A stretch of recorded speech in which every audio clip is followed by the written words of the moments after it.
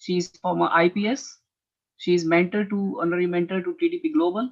She's former DGP of the Pradesh Police, and she's international speaker on diversity and inclusion. I would request Madam to please take up your session and enlighten to all of us. Thank you, Santoshji, and a very good morning to everybody. Outset, let me thank Team TDP Global for making me a part of this this very well curated two-day event on a subject which is, not just topical, but of utmost significance in today's rapidly changing world, what people normally call the VUCA world, the volatile, uncertain, complex, and ambiguous world that we are all living in. So that women can maximize, leverage, and actually kind of catalyze the positive opportunities this sort of an environment offers and minimize the challenges and risks which also come along with it. Prima facie, the issue of financial wellness of women should appear to be a platitude. But then if you scratch the calm surface, a seemingly simple surface, you will find that there are two seriously deep reasons as to why we should examine this issue very closely. Number one is for understanding the process of financial wellness and empowerment of women better, because I feel that the trajectory of the financial needs of women are, slightly different from those of men. And the gender discrimination and the gender disparity, which a girl child starts her life with, has an initial impact on her financial wellness, and vice versa. Each one feeding the other in an endless loop, unless this loop is broken at some point. And the second big reason is to be able to find out ways and means to reverse this downward spiraling process, as it is detrimental not only to the individual woman, but to the human race as well. Because if you hold back half of humanity, I'm sure the race will not progress. And so this is why I was trying to put the whole the event of today into the right perspective. We need to look at it from this angle. Now, research clearly shows the following facts. So what are those? On an average, 48 to 50% of the demographics globally is comprised by the women. Women form a larger proportion of workers in the unorganized and caregiving sectors. With the advancement of nutrition and medical sciences, there has been an overall increase in life expectation. Number 4, on an average, a woman has a lifespan which is 5 years more than that of a man.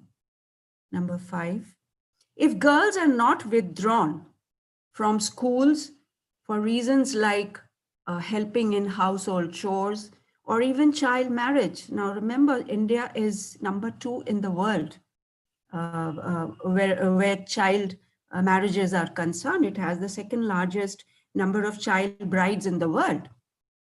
So if they are not withdrawn from the schools, then more women would be graduating than men, and they actually are in many countries, right? And what follows from this is that more women are likely to enter the workforce in due course. Sixth important data which has come up is, with increasing access to cheap internet, right? Women will have more access to markets while they are sitting even in remote areas. They can cross the 7 seas and market their products. Number 7, efforts are being made to achieve gender parity everywhere in the workplaces because of certain obvious advantages. I'm sure you know about the McKinsey and the WEF reports, which say that if there is gender parity at the workplace, the global GDP would go up by $28 trillion. In India itself, it will go up by $770 million. Now you can calculate that in the rupee component of it. So, this is the upside of the whole game. However, there is an ongoing, simultaneous and parallel downside also to this entire story. So let's look at that. So the girl child, especially in the developing countries, starts with an uneven, unfair, and I would say unlevel playing field. And this is the biggest collateral damage of a misogynistic and patriarchal society. Well, if she survives the initial stumbling blocks of female feticide and infanticide due to the male child preference syndrome, it is most likely that she will be facing malnutrition, lack of education, and several other attendant social taboos and evils. Now, this initial disparity has, multi-layered multiplier effect down the line. Now, let's see how that plays out. It leads to a comparative lack of capacity and skill building, which is so necessary for employment prospects. That's number one. And as a result, what happens is the only opportunities of employment open to her become the unorganized sector or the unpaid caregiving sector. Now, even today, the second point is even today, the gender digital divide in the fin space is really, really sharp. And it reflects in the lower percentage of women who are using mobiles, who have access to internet facilities. Number three, the number of, the bank accounts which they own and operate by themselves. And number four, the knowledge, the access, the exposure to, and the experience of using the financial products being offered. Say the credit cards, the debit cards, the options of taking loans, etc., etc. Now, a woman, the next fact is, the next data says that a woman spends about 38 to 40% of her adult life out of work compared to 28% by a man. Now, what does it translate into? Now, I'm not judging or complaining that this is, if this is a conscious choice exercised by the woman. But I have serious objections to the various drivers of this so-called conscious choice. Number one, in many households, even today, for a woman to go out of work is perceived as an insult because the male member is unable to provide for the family. Now, these are realities which we just cannot close our eyes to. Number two, if a woman and a man were to choose employment, preference would be for the man because of his inherent right and privilege to work. Third, as a result, women end up bearing the disproportionate brunt of unpaid housework and caregiving work. It's a different story that now we have started talking about these things in the form of, talks about monetizing the unpaid housework and care work, but then that's a discussion for a different day. The fourth thing we notice is closely linked with these issues of gender, wage gap, and disparity. You have these correlated issues. Now, what happens because of the gender gap and wage disparity? Not only are the initial earnings reduced, but it also diminishes the wealth building capacity of the woman down the line. And this gap keeps widening, with the woman ending up, other things given, staying equal, with the woman ending up at a loss of, or a shortage of, about 76 lakh rupees at the end of her career during the time of retirement. Well, that's good enough to buy one of those flats which we have been looking forward during our at the point of our retirement. So that is the kind of loss which a woman bears because of certain things which are happening in the economy, which go against her. Now, initially, what looked like an advantage when I spoke of women living 5 years longer than men in general, is that these also become the years of aloneness, as well as self-reliance and reliance on their own finances.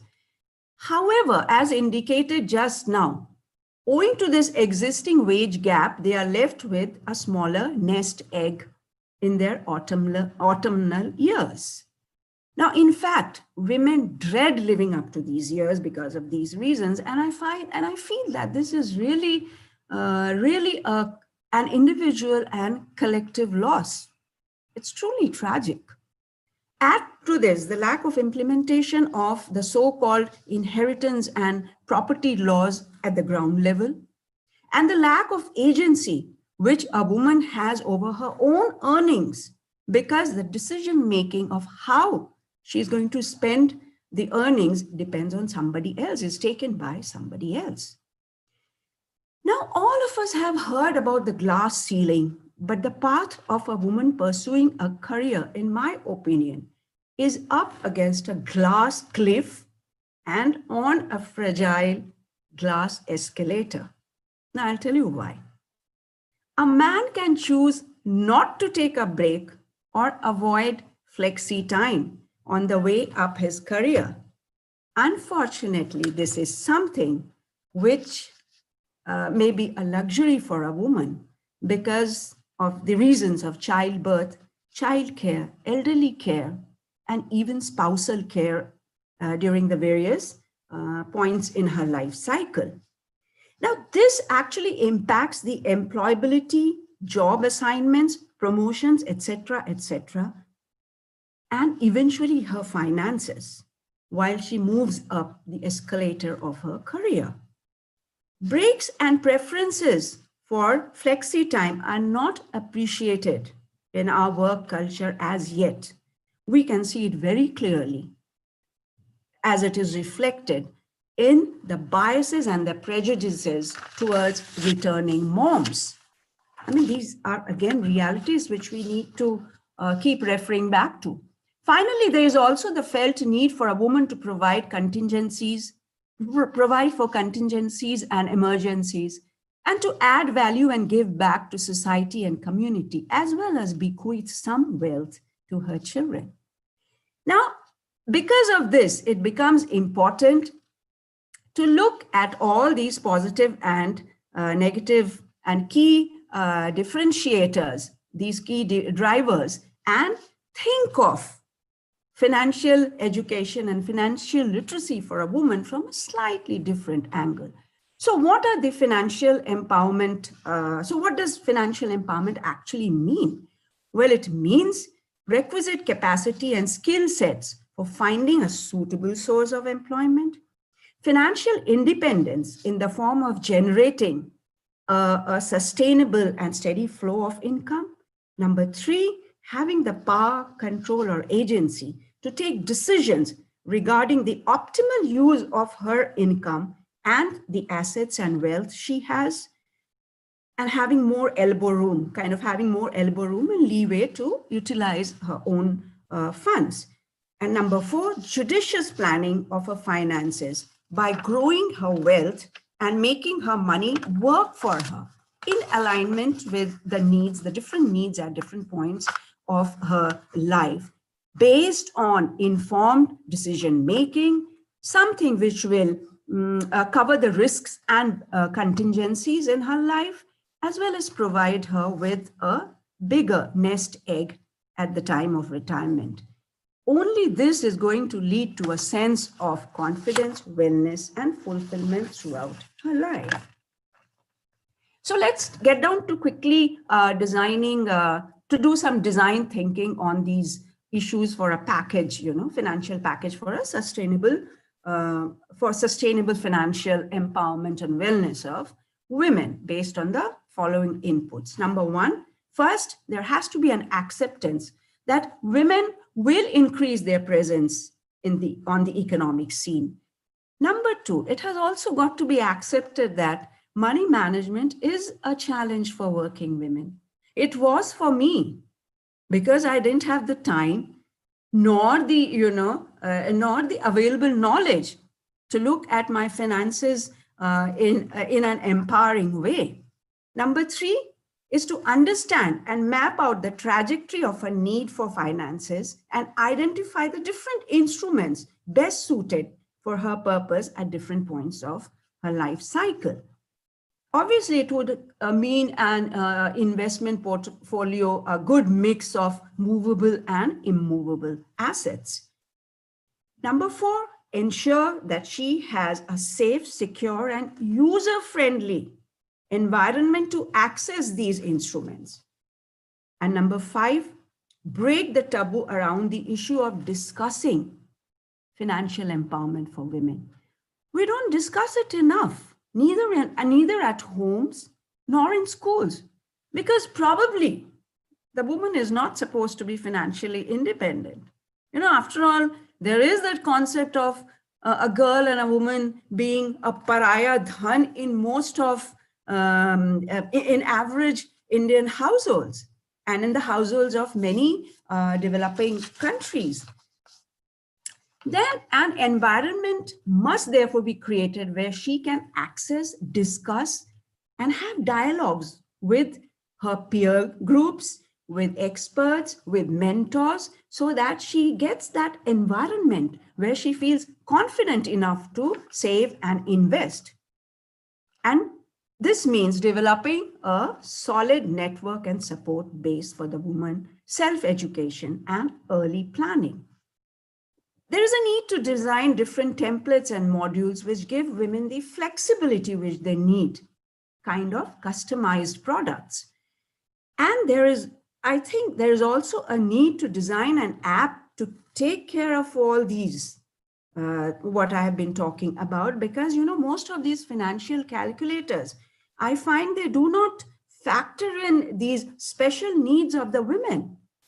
The breaks they need to take, the returning moms issues, etc., etc. So those things need to be taken into account through a customized approach. Financial inclusivity in today's world cannot take a back seat. So if we are looking at the progress of women, the society, the community, the nation, and the human race as a whole. And today, fortunately, I feel that TDP Global Consulting, with its growing network of experts, can actually start designing these knowledge-based products, modules, and provide knowledge platforms to women right from the classroom to the boardrooms and all spaces in between. So let me end this talk right here by requesting all of us to make efforts to manifest and not waste the energy and the contribution from one half of humanity.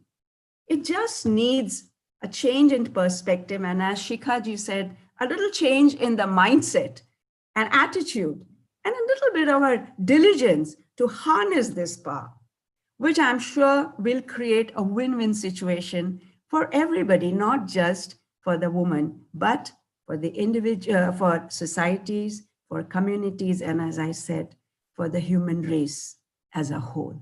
Thank you so much, and all the best to you, to everybody, for the coming speakers. I think we have a wonderful lineup of speakers today. So thank you so much. Oh, you get a good certificate too. That's brilliant.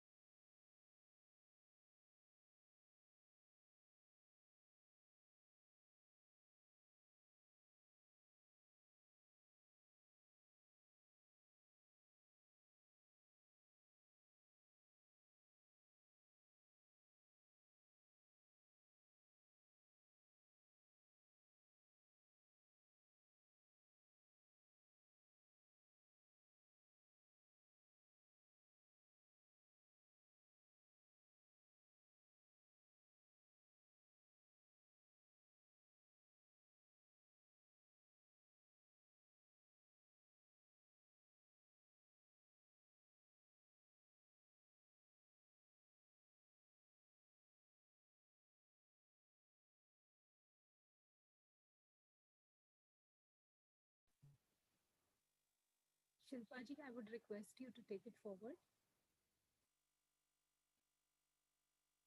Kindly unmute Shilpa Bhavna ji. Yeah. Yeah.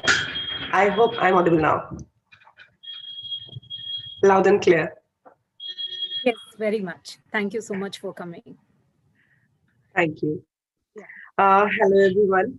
Firstly, before I introduce myself, I would like to thank Sitapa ma'am for such an enlightening words. And I would say that the points that ma'am has highlighted, these are really the ones जिनके बारे में शायद कभी कोई सोचता भी नहीं है, or if some other time we think about it, we know about it, but we are not ready to accept it. So thank you so much, ma'am, for that. Let me just introduce myself. I'm Shilpa Bhavna. I'm the creative director of BKT Media Private Limited. Here, like, I'm looking after all the creative things as far as it is concerned to the filmmaking and all, because I'm a passionate filmmaker, and yes, professionally, I'm an anchor. So I host many television programs, and I had been doing a lot of shows. So till today, if I say I have done around 4,000 shows, including television and stage. So I feel. I would like to thank TDP Global for inviting me for this particular session and for adding me over here as a moderator, because the subject that we are talking about today is really sensitive. When we because when we talk about the ladies, वो अपना ख्याल रखती हैं पर अपनों का ख्याल ज्यादा रखती हैं, अपना ख्याल नहीं रखती हैं. So that is what I always say. तो अपनों का ख्याल रखना जितना ज्यादा जरूरी है, उतना ज्यादा जरूरी है कि अपना भी ख्याल रखा जाए. So I always tell this to all the ladies that there is no harm in being a little selfish. It's okay. After all, you are an individual. Most of the times what happens that we people, like we ladies, what we do is हमारे को हमेशा हमारे साथ एक ये चीज बताई जाती है कि आपके साथ वो खड़े हैं, आपके साथ आपके हस्बैंड है, आपके साथ आपके फादर हैं, आपके ब्रदर हैं, they are there for you to take care of you. But why? You need to be financially independent. But that's good enough to have a support, to have knowledge, because knowledge is always very important. So I think this particular session which is going on, which is very much enriching as far as the knowledge of financial growth is concerned, especially for the ladies, this is going to be a real benefit for all the people who are joining on over here. And I'm very happy to see many of the men also joining in. So very good. That's really nice.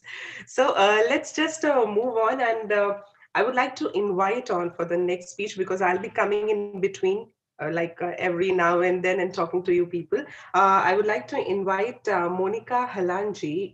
She's a writer, speaker, and of course, she's from the same industry as I am. She's from the media. And when I talk about her, it's like that she's the author of national bestseller book, and that is the book that we all would love to read. And this is worth reading. That is Let's Talk Money. So I think ये सिर्फ ladies के लिए नहीं बल्कि for all the males also it is going to be really exciting. So let me just invite Monica Halan and let's see what she is going to talk about over here. I think she's on the money. So welcome, ma'am.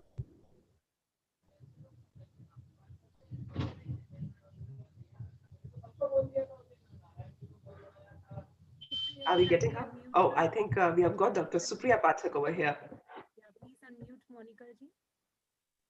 Ma'am, are you able to hear me? No, she can't unmute herself, I think.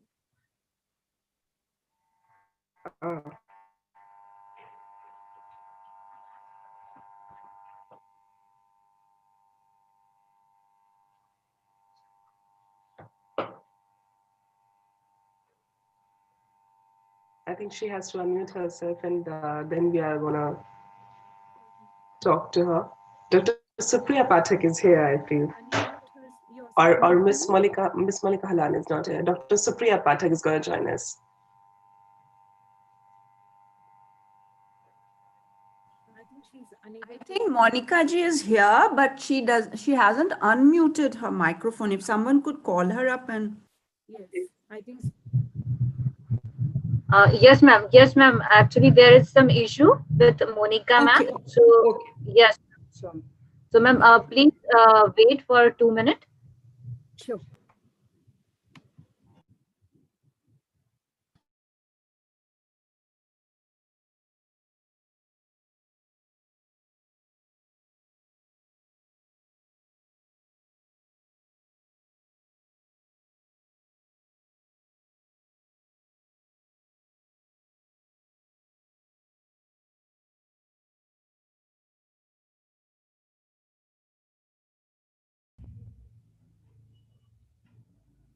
Yeah, can you hear me now? Am I audible? Okay. So Yes, I ma'am, you are audible. think the host had muted me. I could not unmute myself. So I think there was some tech problem on the other side. So apologies for that. And thank you very much for inviting me. And I'm delighted to be part of, talking about women and money. That's a topic really close to my heart. And without losing more time, I'm hoping that sharing of, so the host has disabled screen sharing. Can you just allow screen sharing, please? Because I want to take you through a quick PowerPoint. Can you allow screen sharing? Yes, ma'am. We are allowing. Okay.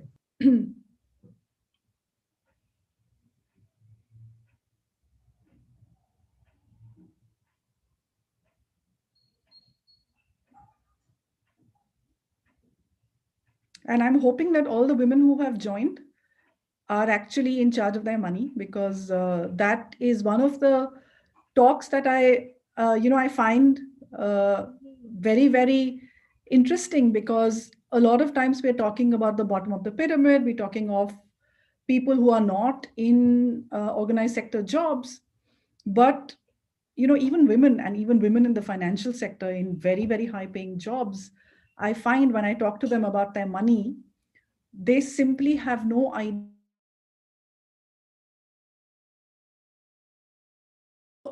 While they're working out this share screen. Yes, ma'am. Yes, ma'am. We are allowing you to share a screen. Just please wait, ma'am. Okay. So one of the reasons that I think what happens is that there's a whole lot of pressure on women to behave a certain way, and you brought up to believe that you can multitask and everything can be done. And you're also brought up to believe that money is not something that you bother your pretty little head about. So there is this social conditioning to women where we are telling them, subconsciously, that money is not what you worry about, because there are other people, your fathers there, your brothers there, then your husband, and then your son will be there. And I find it's an interesting way to keep women away from family assets, because then you don't really have to, if they don't know what the assets are, that demand also doesn't come. And also women are conditioned not to ask for their share. And so all women work outside the home and inside the home. For women who work outside the home, typically the home duties are still part of her remit. Men help, they don't share. So a lot of people talk about, a lot of women talk about the fact that my husband shares, helps, but doesn't share. I think women don't take control simply because of an overload of work. And the one job that the men happily take over is money management. And that's what women give way, because she's already so overburdened that that's one job that he's happy to take. That's one job that you give away. And that really harms you, Hello. Ah. absolutely harming your long-term financial viability, because you've given your power away. So you have to take power in your own hands. You cannot give this power away, whether it is involving your partner or into other chores, into other jobs. But this money management is not something that you give away at all. And why is it so important? Because you outlive men. So ideally, the intergenerational transfer of wealth should actually be through your hands, but it goes from father to son and then grandson, and you are completely kept out of it. And there is, but demographics are changing. Fewer people are getting married. Single parent households are increasing. And look at the data. Marriages tend to fall off before they stabilize in developed countries. Divorces increase with development, which is the stage that India is at before they level off. And the share of single household parents is also increasing. But the world is changing, but the women are not. And look at the data here. Women do well in managing household finances. Look at the first chart. But the big ticket purchase decisions are still left to men.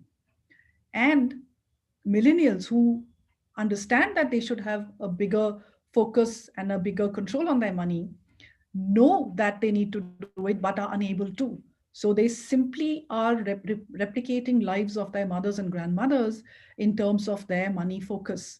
And these are some of, out of a study, some of the comments that women have made, that they may say that we share financial decisions equally, but they often handle day-to-day finances, and the big ticket purchases are left to the men. The investments are left to the men. And in households where the men share the housework, the women are more financially empowered. They take a bigger role in taking financial decisions. And I mean, this is one of my favorite quotes, that you need to put your oxygen mask on first. You have to look after your own financial health. And very quickly, I'm going to go through 6 very quick points. And this is, again, for a interesting story about my book, Let's Talk Money, is that a lot of men bought the book, but they found it such easy onboarding that they gave it to their wives, their daughters, their sisters, to say that, you know what, it is not so difficult and you can understand this much better. So very quickly, I would want to give you 6 quick rules of the game. So the idea is not to go from fixed deposits into derivatives, but the idea is to have a money habit in your life, and that money habit gives you the stability and the control over money so that you can take financial decisions which work for you. So the first, it's a very simple intervention. All that you need to do is understand how much money comes in every month, how much you're going to spend, and how much you're going to save. So the essential thing that you have to do is split your spending from your saving. And the way that I do it is through 3 bank accounts. I call the first bank account into all my income falls into that one account, and I call that my income account. Whether it is a bonus, salary, a profit, rent, interest, dividend, it all falls into one account. And we know approximately how much we spend every month. That much money you move to a second bank account. I call it my spend it account. And what is left moves to a third account, and I call it my invest it account. I'm not investing yet. I'm simply getting the savings habit. Now, whether your savings are a residual or a target will define your future wealth. So if it's just a residual, whatever is left, you push there, or you are saying, I have to save 10%, 20% of my income, and that is what I'm going to push into my third account. It sounds like a very, very simple thing, but so many people have come back to me and said, this is so useful because I didn't know I could save this much money. It gives me immense control over my life because now I know I can save.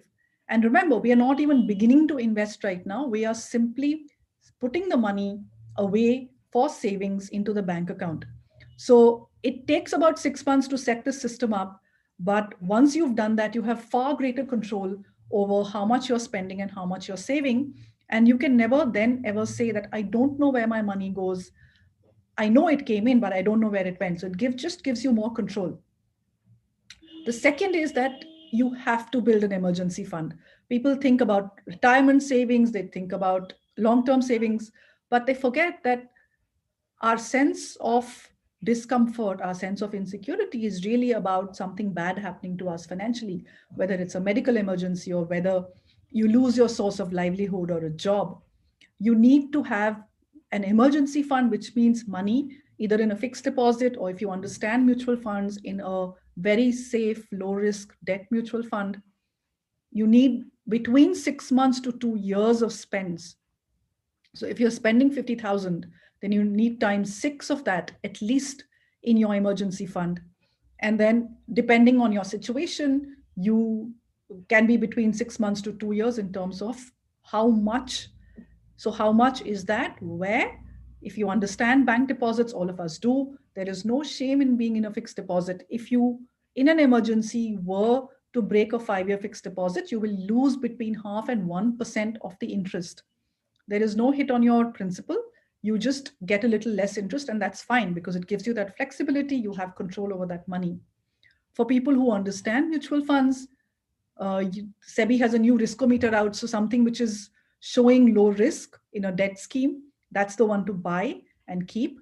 And it's more liquid. It's got better tax attributes than a bank fixed deposit. So do look at that. Third, you need some formulas, right? So all of us want to know if we are doing okay or not. Am I doing okay? So what are your spending, saving, borrowing ratios of your take home? If you're spending half, you're doing fine. You must save about 20% of your take home. For organized sector workers, you must remember that you're already doing 24% of your basic in your provident fund. 12% the employer gives and 12% you give. So you're already off to a good start. So at least in the early years of your income stream where flows are limited, it'll be okay to do a little less than 20% because your 24 is still going. These are broad rules of thumb. You have to modify it according to your own situation. And you do not borrow more than what you can sustain. 30% of your EMI payments, it cannot cross 30% of your take home. And even that 30% is, I'm including good loans like a home loan. I'm not saying these are loans taken to buy a gadget or to buy dinner or go for a holiday. You need to save up for that. Those are very, very, very bad debts to have. And we've seen how people are committing suicide because of debts that they cannot pay back. And these are, they're not poor farmers who are doing it. They're educated people who've taken loan of those apps. So don't give your life away by taking loans on these apps. Do sensible borrowing. Don't take loans for consumption, take loans only for building assets. When you take an education loan, you're building asset in yourself, which is fine. It's okay. But even then, figure out that if you're taking a very large loan to go abroad to study, is it really worth it? Or does it make sense to go to a second or a third level university and then take less debt upon yourself or your parents? The fourth is that we need sensible insurances. These are things like safety belts so that you don't put your savings at risk when there's a medical emergency. So when there's a hospitalization, you then don't dip into your savings. Now, so medical insurance, these are longer topics. At another time, I can go deeper into it. But in a large city, 10 to 25 lakh cover you need. Life insurance is the most missold product. You only buy something called a term insurance.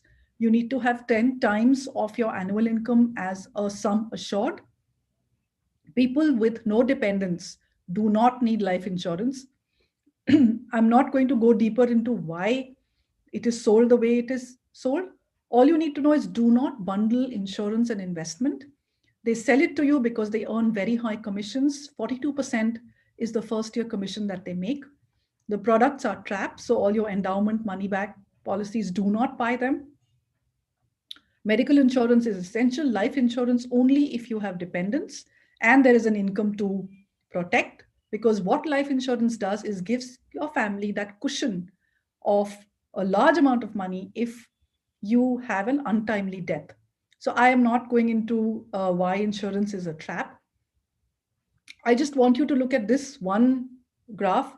The blue line is what you invest, and the red line is what comes back to you if you withdraw from the plan before time. So all of you with endowment and money back policies, if you don't stay for those 20 years and you withdraw your money anytime before that, it's not even a reduction of return, you're getting a capital loss. So all the people who say they are risk averse and they don't like markets and volatility and all that, here is a capital loss for you. And you stay the term, you stay 20 years, what return do you get? Between 2 to 4%, average of 3% return. A public provident fund does better, a government bond does better. So these are terrible, terrible products. You must give your money exposure to equity. This is simply, what, and this was the March dip, and then this is the bounce back after that. Essentially, somebody put 1 lakh rupees in a fixed deposit, in a public provident fund, in gold, and they bought the Sensex. Again, I don't have time to go into what the Sensex is. It's not a roulette machine. It's an index on the stock market. And if you had a way to buy it in 1980-81, 40 years later, this is what your money looks like. Through all the scams, through all the ups and downs, the 3 lines at the bottom of the screen is what happens to your money in safer products. And if you are able to take risks with a seatbelt on, this is what it does to your money. So people who are beginning to plan for their 30, 40-year goals, you have no option but to have equity in your portfolio. So you have no option but to understand how it works. And to say, I don't understand is not good enough at all. If you can learn to drive a car, if you can learn a washing machine, if you can manage the complicated relationships of an Indian joint family, you can surely understand the market. So these are defeatist statements that I don't understand money, I don't understand math. You've been programmed to say that. You're a doctor, you're a lawyer, you can understand markets. There is a safe way to onboard markets. There are products called index funds. You just simply buy a broad market index. They have tiny, tiny costs, and that risk of a fund manager of a mutual fund, sinking your money doesn't exist. You will get the average market return that a market gives. And I just want to show you this one last chart before I wind up, which is that it isn't as if the stocks, the 30 stocks in the Sensex and the 50 stocks in the Nifty 50, right? So these are the 2 broad market indices. The stocks don't stay the same. They move according to what is at the moment in the country doing well. So if you look at the 80s, you had large materials. We were a low value add country at that point before liberalization. But look, as we move through towards 2019-20, you're seeing financial sector coming in, you're seeing information technology coming in, you're seeing the hospital pharma sector doing well, up and down. Right now, it'll be up again.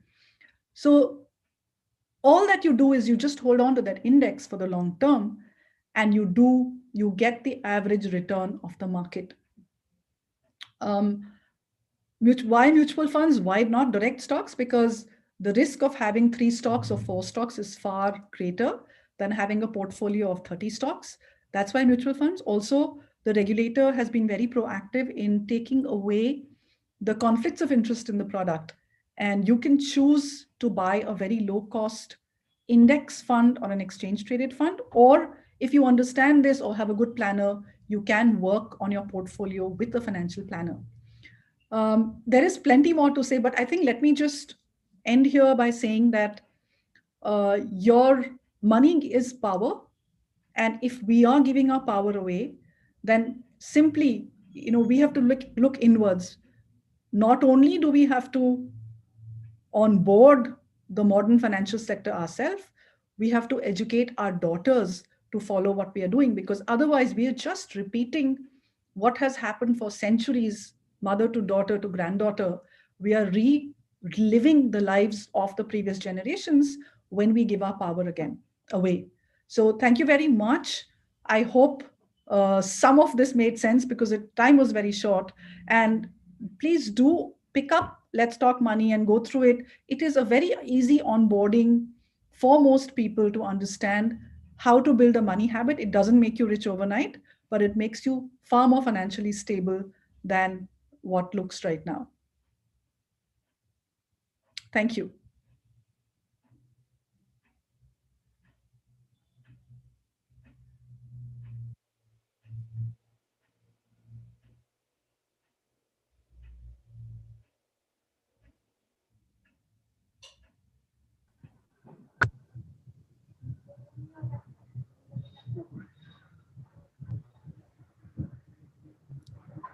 Request Shilpa to unmute and take the program forward.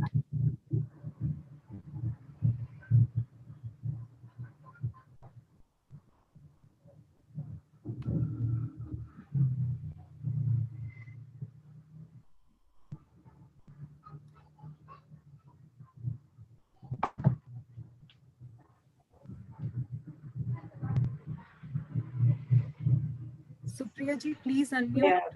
Yeah. Thank you. Thank you so much.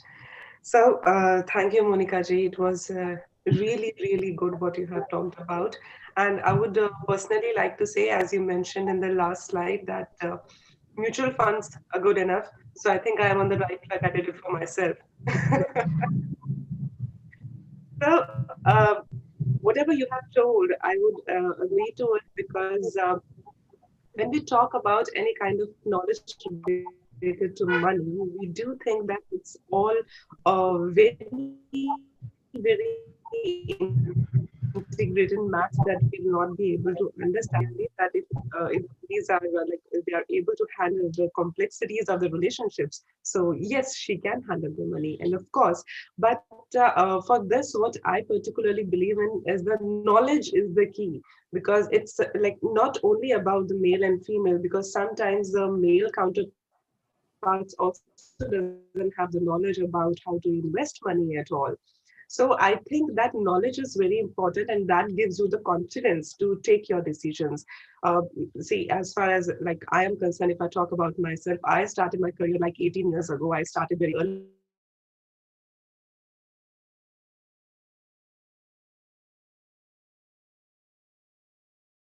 when I started working when I was my father, and the other is like my mentor, my guide, like who is also the chairman of our company. So he's the man who has given me the ability to fly alone and to see like what I want to do, to take my own decisions. Here I would like to mention that when we talk about the money, most of the times there are a lot of stereotypes. So our next speaker is going to talk about it, because when we say that a lady has to take a decision, then even then that decision is some other line. It is being inspired by the thought process of the male counterpart with her.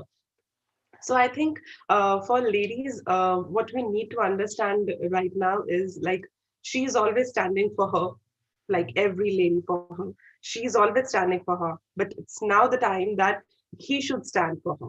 So any male counterpart, that could be your father, that could be your mentor, that could be your husband, that could be your brother, but they need to understand that where a man wants like a very strong backing of a woman to lead in life, a woman also needs a strong backing of a man who can give her the wings to fly and to just like explore her world. Because in today's world, what I have felt personally is like whenever a lady is coming out either to work or to take any kind of decision, she's never given a second chance. You know, once a lady is allowed to go and work, just mind the word which I am using, that is like allowing, someone else is allowing you to go out and work. So when she's allowed to go out and work, she's never allowed to fail. And if she fails, she will never get a second chance. कि लड़की है, हमने तो पहले ही कहा था बाहर मत जाने दो, तो देखो नुकसान हो गया ना. So if a man goes out, he takes a wrong decision, so everybody's backing like, okay, fine, hota hai, ek baar aapne decision le liya, galat ho gaya, it's fine, you're given the second chance and you work. But women, they are never given a second chance. Once you get a chance, you just need to grab it. So there are a lot of stereotypes like this in the society. So our next speaker, Ms. Pritha Wali, who is the co-founder of Pay It Forward. She's going to discuss a lot about it, about the breaking stereotypes towards financial empowerment. Because yes, as we are talking about today, the women that they are ready to come out and work, but yes, they are not financially empowered. So how we can together break this stereotype, I think we can understand it better from Pritha Wali ji. So welcome, ma'am. Yeah, thanks, Shilpa. Thanks a lot. First of all, a big thank you to all the organizers for inviting Pay It Forward across to give a talk on financial importance of financial awareness among women. Second thing actually is over the past 2 days, including Monica till now has covered a lot of what we actually would speak. So a lot of it will be repetition. You might find it's a repetition, but I'm only going to pick on the important points that they spoke of. And speak to you about what we typically do in our workshop. So our organization, along, I have 2 other partners, Anu and Vinita, and over the past 5 years, we've been conducting financial literacy sessions across corporate schools and colleges. We've even, thanks to COVID times, we've even gone international and done sessions for a few other countries, and the situation is the same everywhere. Not that that's a comforting factor, but at least that it's a global issue that needs to be handled.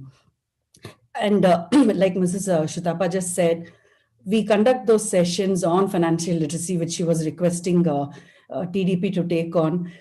We conduct these sessions without selling any products. And the idea is that what all the speakers spoke over the past 2 days covers everything that is required. Monica's was more detailed. It covers everything that is required in a person's financial journey.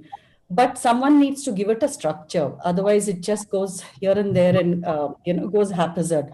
So we've put a structure together and we do these sessions. So I'm picking up only parts of it. There's not so much time for me to dwell on each topic, but I will dwell on one important aspect towards the end.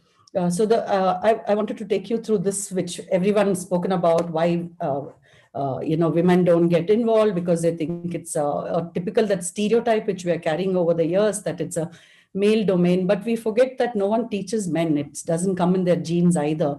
So someone needs to take charge. So I guess men take charge, and women have a lot of things that they handle already. So they feel like it's okay if I don't do this. But then, like all the speakers said, and Mr. Shutapa also said, finally, you have to take charge yourself, be in charge of your own self. So that's the reason why we are trying to kind of drill this more into women. But it's important that even men learn before they start investing. And the steps are very few, and a lot of it is not rocket science. A lot of people think it's a lot of math, and so it's going to be very difficult for me. But like Monica said, CEOs of companies, doctors, engineers, they've done so much more, learned so much more. Then why not anyone else? It's very easy to do it. It's not. So we have simplified it, because what we find is, if you see what's on the left-hand side, this is what typically everybody does. Whoever takes up a personal finance, unless they've gone through a proper structured understanding, which is not there because it's not a subject that is taught. Now, this is something on the left. If I'm sure a lot of you will identify with what's on the left, that we put something here, something there, then we make a mistake, then we get stuck, then we say, oh, I don't have enough for retirement, and then we are not tracking our products. But instead, what needs to be done actually is what is on the right hand side, and which is what we do, take you through the entire structured thing. Now, I won't dwell so much on women as such, since we've been covering it over the past 2 days, but it is important for women and men. What I'm going to speak about is very basic stuff which is required for women and men. So women more so in our sessions, we speak a little more around, financial rights, like Monica was saying about how things get passed on from son to, grandfather to grandson kind of a thing. So being aware of your rights, being aware of when you sign the paper, like Mr. Suryakant was mentioning yesterday, many people just sign off without checking what is there to be, what are they signing actually. Women tend to sign off faster without going through the papers. So all these, if you put everything in place, you'll see that it's not just women, it's also men. But since it's a women's program, we will speak a little bit around women. So I want to take you through two most important concepts that you need to keep in mind when you're doing any form of financial planning. One is to ensure that your wealth doesn't get eroded. Second is to ensure that your wealth just grows. And how can it grow?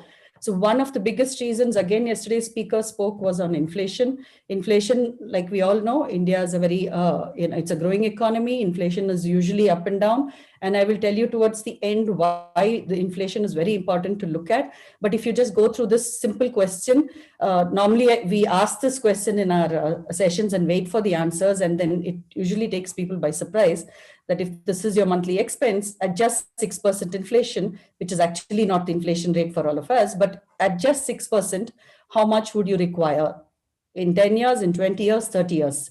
Some of you are in your 20s, 30s, 40s.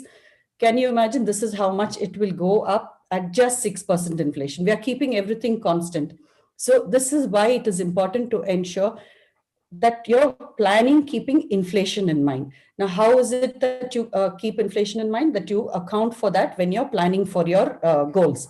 I'll get to that. So the next part is, how do you grow your wealth? There's one of the best ways to grow your wealth is a concept called power of compounding, which all of us have learned in, I think, class 5 or 6 probably, but no one told us that's the best way to grow our wealth.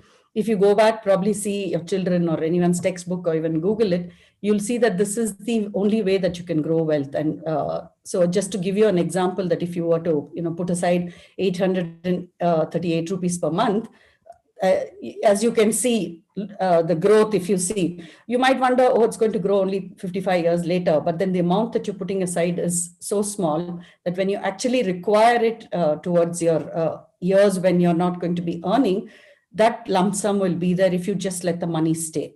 This is something, again, Monica also spoke about it, so I won't stress on it, but I just request all of you to keep the two concepts in mind, wealth erosion and wealth creation. And Monica also spoke about the next thing. So when we talk about investments, we think first thing you need to do is go and put your money somewhere. Actually, that's not the first step. First step is to protect what you already have. So say, for example, you have a corpus. In fact, women are very good at this. Demonetization was a good example when there was some amount of money which kept coming out of the ladies' cupboards, because we know there could be an emergency. There could be something which is, suddenly required, and we don't have that cash or we don't have the facility to pay it. So we have put aside something. So this is something which, if you create it in a much more organized way, which is by saying that I need to put aside 6 to 8 months at least of expenses, it protects. COVID actually is a good time for us to understand importance of emergency fund being the first thing that you need to have to pay off anything else, or to even let your life continue, like children's fees and loans, EMIs that you have to pay off. So this has to be the first step, and not investing. Investing is the next step. So protection is the first step, in which there are two aspects to it. One is emergency fund. The second is insurance.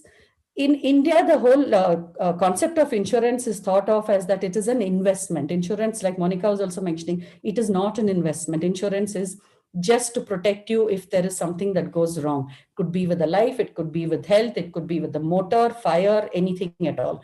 So I won't stress on this. Again, Monica has spoken, but one aspect I'd like to speak of is women in India. Health insurance, like Monica said, is important for everybody. Anyone can fall ill, young, old, rich, poor, man, woman, anybody. The first thing to do is take health insurance, especially women. The percentage of women who take health insurance in India is very low. It's almost as if, I don't fall ill as often as my husband or my brother or father, whoever it is. For some reason, it's somehow considered that it is the a man who needs the protection first. Unfortunately, anyone can fall ill at any time. COVID is again another example for us to know that this is the reality. So health insurance for everybody, life insurance only if you have dependents. One more thing, biggest thing is insurance industry. There's a lot of mis-selling. Also, a lot of people are unaware of a few things to look at when they look at it. We dwell into all these points in detail in our session. I'm just showing it to you to just show you that there are various aspects which I won't be able to cover. But do keep this in mind that this is something that all investors, including men, have to be alert about this. And also know that there is something which is, there are some insurance which are specific for women. There are certain aspects in it which you need to look at when you're signing off. It cannot be like, it's never one size fits all, right? That's why it's personal finance. So ensure you read the paper carefully, irrespective of who the person is who's coming and selling it to you, a friend, a family member, neighbor, anybody at all. It's important that you don't sign that paper before you see it, because the smallest mistake on that paper, you will not be getting your money back. It's as simple as that. So when we need it in an emergency health situation, you go to the hospital and suddenly find that insurer is not giving you because the details are not right. It's as simple as that. There could be many reasons. So do go through that. It's important. This is something, again, Mr. Suryakant stressed on yesterday. So all of us feel that, oh, we don't need this protection. Can wait, let me try and make money. Again, COVID seems to have kind of equalized that and said, no, first take care that you have something to protect yourself. Now, this is the last bit I'd like to touch on in a little bit of detail. How do you go about planning? So after protection, the second step is planning. Like I said earlier, haphazard is what we do, but that's not how it should be. You should first have a goal in mind. All of us have our own life stages, right? Let me just take you to the next one. So this is our life stage. We start at 20, around somewhere in the 20s, we start working. 30s-ish, maybe late 20s or 30s, we get married. We have kids after that, 1, 2, or whatever. Then there is a large spending period which happens, and this is for everybody. This is not just for one category of people. So keep the life stages in mind, and some of these are a given. Like, for example, if child's education, we know at 18 is when we need a large corpus. So it is important that what are your goals? Very clearly defining, saying I want to travel, or it could be I want to have kids and planning for their education, taking care of children. Maybe you have dependent parents, maybe you have dependent in-laws or siblings or anybody at all. If you divide it like this, and why I've showed this is like, Monica also mentioned about life expectancy.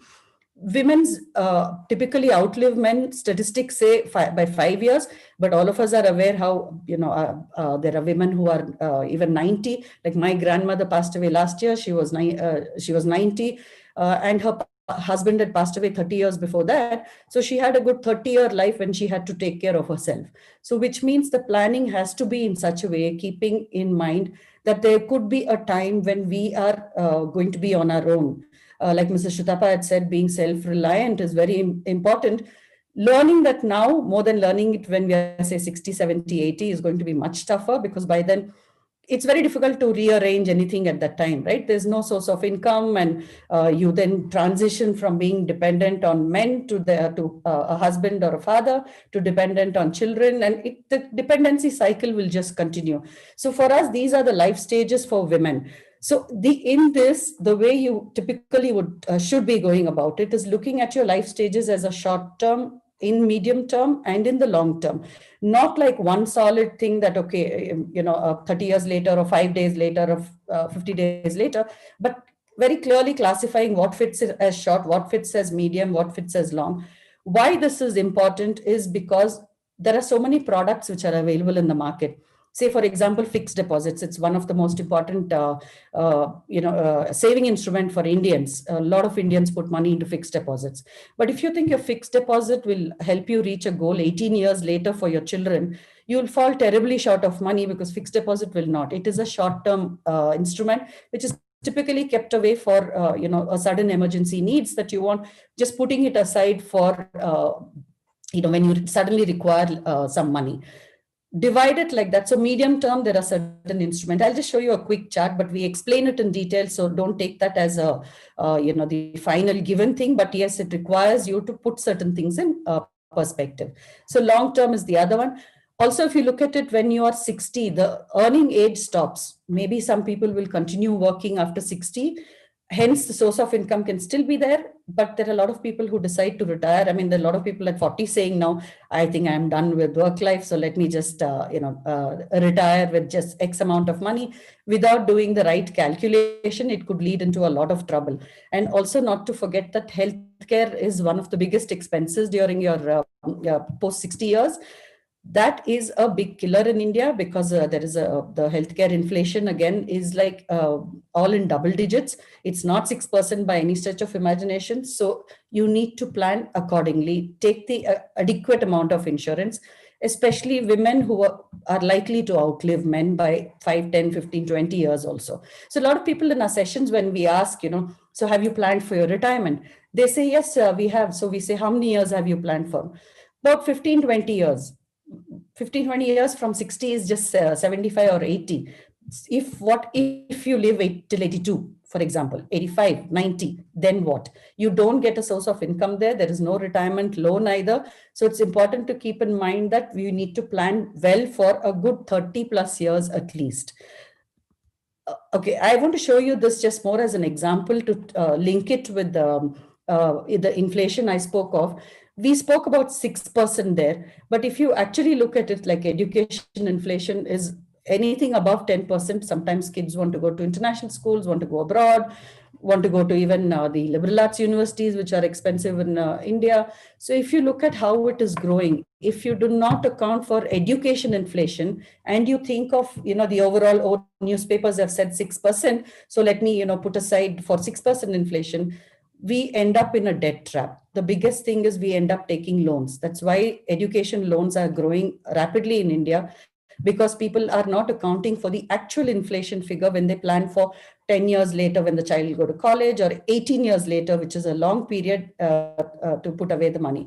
So in a similar thing, so this will be the amount. If you look at 30 lakhs, this is the amount. I mean, it might come as a shocker to many people, but that is what is happening. Actually, if you look back at 10 years back, the cost of something, if you see what's the difference, say an iPhone itself, look at the stages at which the price has gone up. It's a very obvious example, but day-to-day mundane things also, prices are just rising. Keeping inflation in mind and ensuring that you invest using the power of compounding is the only way you'll be able to meet this target of around 80 lakhs. This is again another thing just to show, because all of us at some point will retire, and there's a lot of planning required for that also. While I'm saying all this and it looks like a big number and all, actually it's not very difficult if you start early and stay disciplined with it. Again, like I said, we explain that through our sessions throughout, part by part of how you can go about doing it. So this is the answer to it. Okay, yeah. So, but I'm going to, I'm bringing up a bit around loans, because there is so many people taking loans today. There are so many. Bindu will be touching, I guess, on some of the app-based things. It is extremely important to plan, else you take these loans. And just today I was reading somewhere about these app-based loans, which are leading people into, huge debt traps, and also people hounding them, mistreating them and calling up parents, scaring them, threatening them and stuff like that. It just takes a little planning. It's absolutely not difficult at all. You rather put that money aside for something than take a loan and have the interest burden on your head. This is again a topic which we touch in detail. Why we speak about loans is, one is India's favorite dream of owning a home, and hence home loan cost. Second thing is credit card usage is shooting up, and the default levels are going up because people are finding it difficult to pay because they have not understood how the interest rate on a credit card works. Taking on multiple credit cards, taking on all these small ticket loans. That's again very important in your financial plan. It's not loans are bad. It is just you need to keep a few aspects in mind, which again we touch upon. These are the various instruments. While it looks like, oh my God, so much is there, it's actually no rocket science. It's like yesterday, one of the speakers I like the analogy he gave, saying, you don't use a bus to go to London. You take an aircraft. So it's like that. So how you need to divide each instrument into, based on whether your goal is short, medium, or long term. And it's just a 1 month probably that you need to sit, and not even 1 month. I think if you sit for an hour every day, in a week, you will get all this very easily. So this is the main. So I won't touch upon this since we are running short of time, I think. So we discuss even will and how important it is. And we also speak about nominee, because in India, there is a big a misunderstanding about who is a nominee, and that leads to a lot of issues later when the person is no more. A nominee in most cases is just a custodian. Nominee is not the owner of the asset. So I've just simplified it in one sentence. We also discussed Stridhan, which is most important for women to know. Please go and read up on Stridhan. Every single woman needs to know about Stridhan and the rights you have under it. This is good for even all the men who are listening, to tell your wives, sisters, and probably mother or cousins and niece and friends and things like that. It's a topic which is not really spoken of, but some of these things like will, nominee, and Stridhan, while they don't feature top of your financial planning agenda, these have to fit into it if you want a smooth transition, and if you don't want family disputes or issues cropping up because of a woman not being aware of her rights, or woman not knowing what she has signed up for. So I'll end there, and I think I'll just pass it on. And thank you all once again. Over to you, Shilpa. I'm sorry I rushed through it, but I know we're short of time. I'll just stop. Shilpa, please unmute Shilpa ji.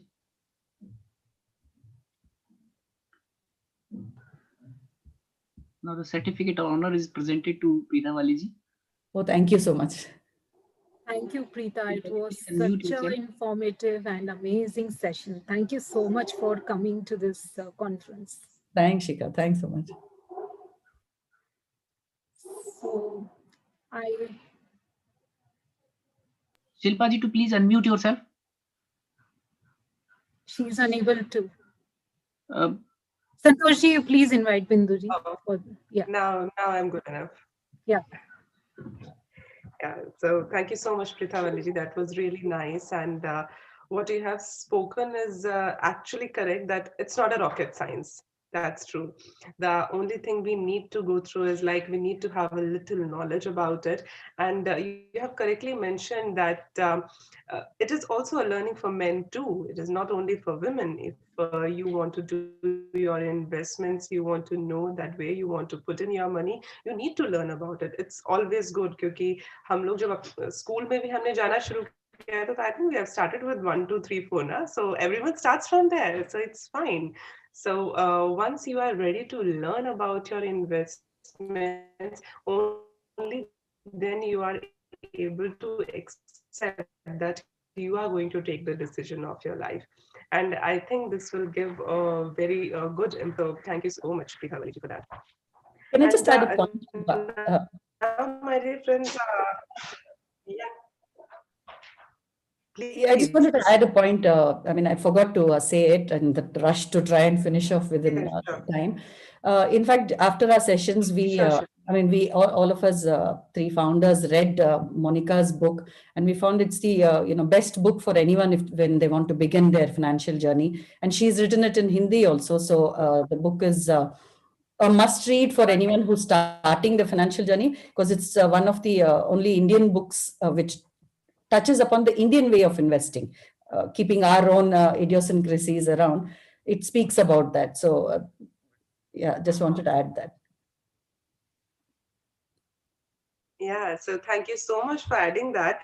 So I think this is good now, because he's working in the forefront in the production and on the desk jobs as well. So what I'll do is I'll refer them all.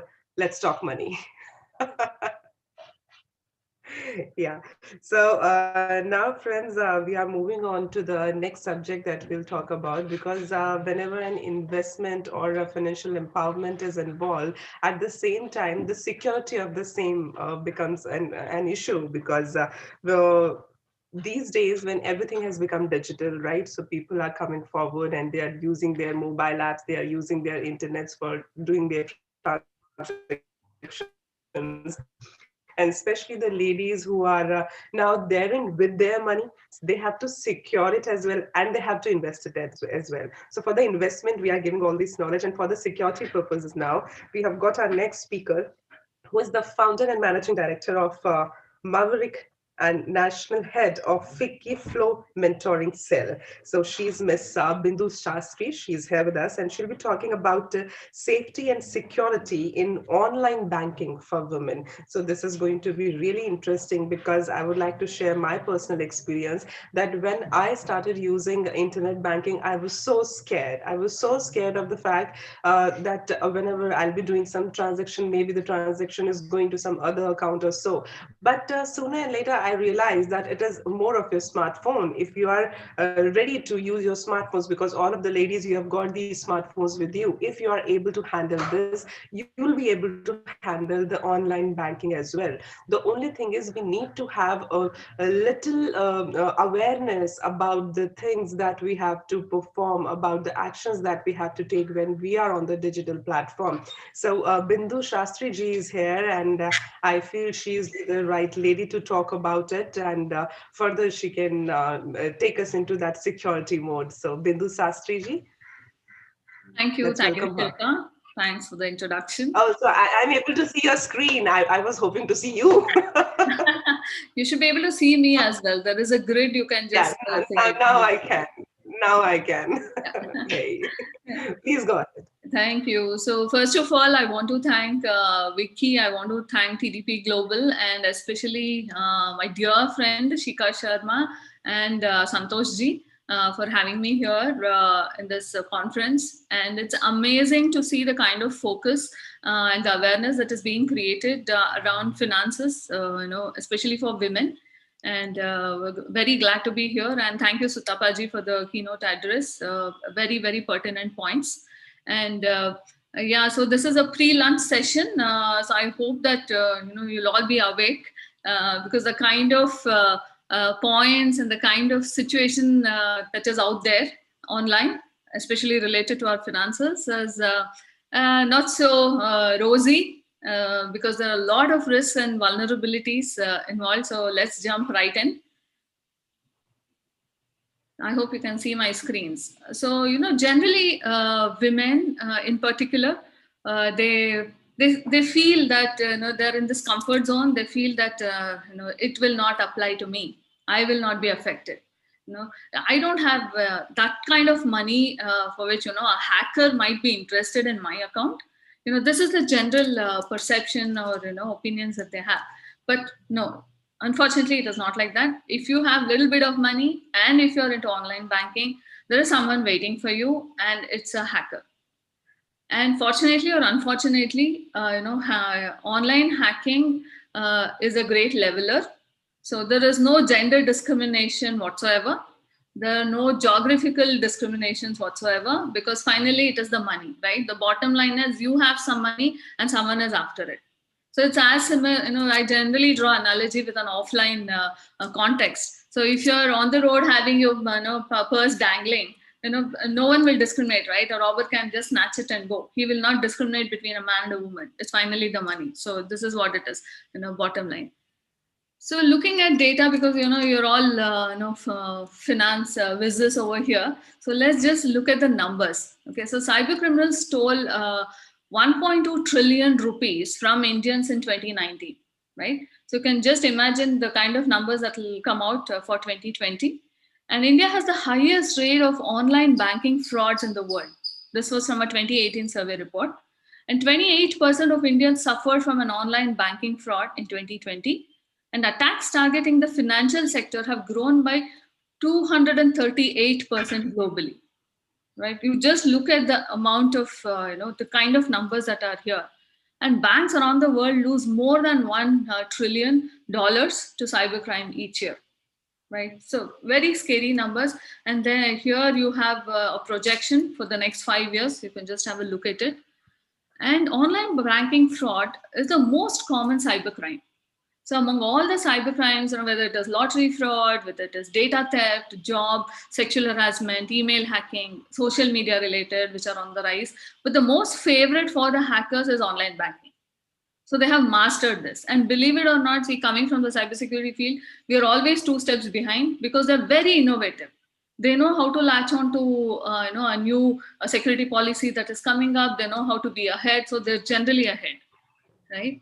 So today I just want to focus, if generally in my sessions last for a day or 2 days because we touch upon various aspects related to cybersecurity. But today, owing to the short duration that we have, I'm going to touch upon these.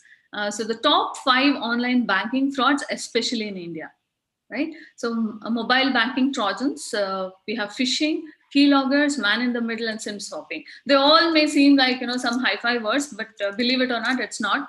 Why I want to start from the banking frauds is I also draw the analogy with the doctors in the medical field, because doctors, when they tell you to prevent something, we generally do not take it into our heads at all. We know that sugar is bad, we know that oil is bad, and when a doctor says it, we do not understand. And then after post 40 or post 50, when we hit upon some acute issues, that's when we know that, oh, I should have done it, right? So there's something similar. So if I'm in a preaching mode, saying, keep changing your passwords frequently, do not access such sites, which look suspicious, then it all seems like preaching, right? So we'll come from the other end. Okay, we'll see what are the kind of frauds and what you can do to prevent, right? So the very first one is, we call it mobile banking Trojans. So Trojan, I think you would have seen those movies where, masquerading as something else, something that is benign, a virus would be inside, or, an attacker would be inside. So that is what is a Trojan. And what are Trojans in our sector? It is fake apps and app hijacking. So I've given a screenshot here. So this is as simple as, an HDFC bank app, or maybe any of your app that you want to download. You go to the Google Play Store on your phone, and there might be multiple entries, right? So how do you know? How do you know that this is a valid one? This is the one provided by the bank. So what we say is, look at the kind of reviews, look at the kind of downloads that are happening.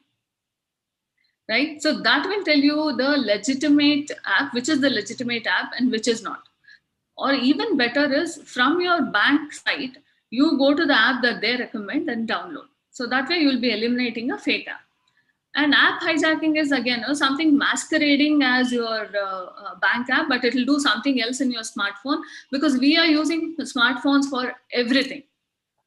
Right, and also smart gadgets, not just the phone. We have these, Fundu devices on our wrists. So all our health is now digitized. So probably Google and Facebook and all these guys, they know much better about our own routines than ourselves, and they know the patterns. They are backed by artificial intelligence. They know what to do. The algorithms are running, and they can give a profile of you that may shock you.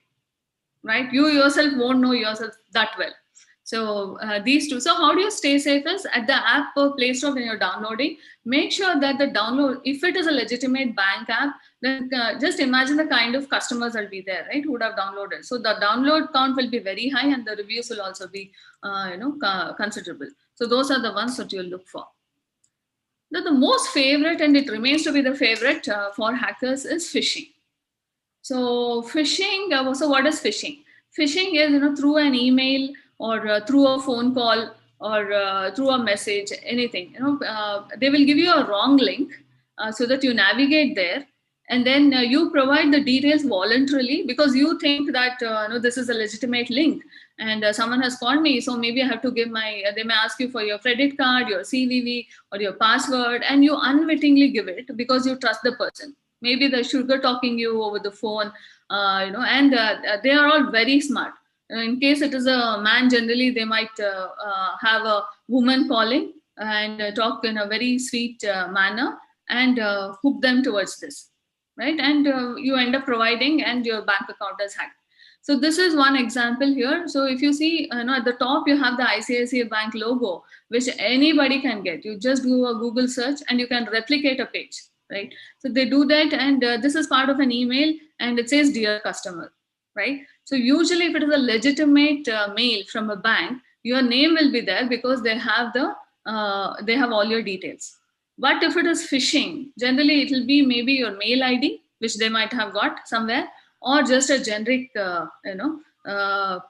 address, and the phishing link will not have ICICI anywhere.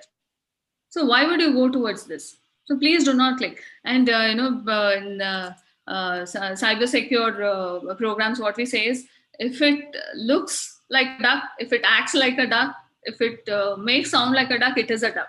So if it looks suspicious, if it is seeming suspicious to you, it is acting suspiciously with the link or the UI, then yes, there is a problem. Please do not go, right? Don't click on that. Now this again is an example here. So again, ICICI Bank I've just taken as an example. So here, if you see in the address bar, if you see HTTP instead of HTTPS, that is for the SSL, that is a secure site. So the banks not almost, every legitimate site will have HTTPS instead of HTTP. Okay, so that means the site is secure, and then they are doing due diligence in terms of keeping the data secure within their organization and network. So always check for this. And you also see that a padlock is missing. Padlock is something like a lock.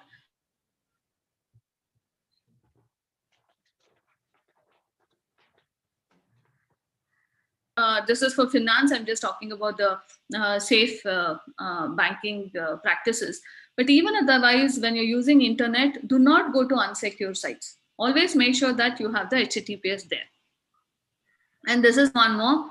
So yeah, what I was mentioning. So this is definitely a suspicious one because they are not having your name here. Instead, your mail ID, which is easily accessible. So nobody, no business worth its money would do something like this, right? They will address you specifically with your name. And also talking about refund and all, no, doesn't work, right? So do not click on that. And one of the favorite things, this used to come in post earlier, our letters and envelopes and all. So some prince somewhere in Africa, he wants to leave his fortune. I mean, why would anyone leave their fortune to you, of all people? So, I mean, just look at the psyche of people who would fall for this, because they're so gullible. Anything that is coming for free, and especially, this is from faraway land, and, they were there, maybe I got lucky. No, there is nothing free in this world, and it will not come to you. Whatever you're going to get, the fortune is from your parents, and you be thankful to them and grateful to them. This is a no-no. Okay, and this is how they get access to all your personal data, and then you're prone to hacking. So this is about phishing. And now, yeah, this is a dangerous one. So these are called keyloggers. So what are keyloggers? So every time you're typing, on your laptop, or you're, using your phone.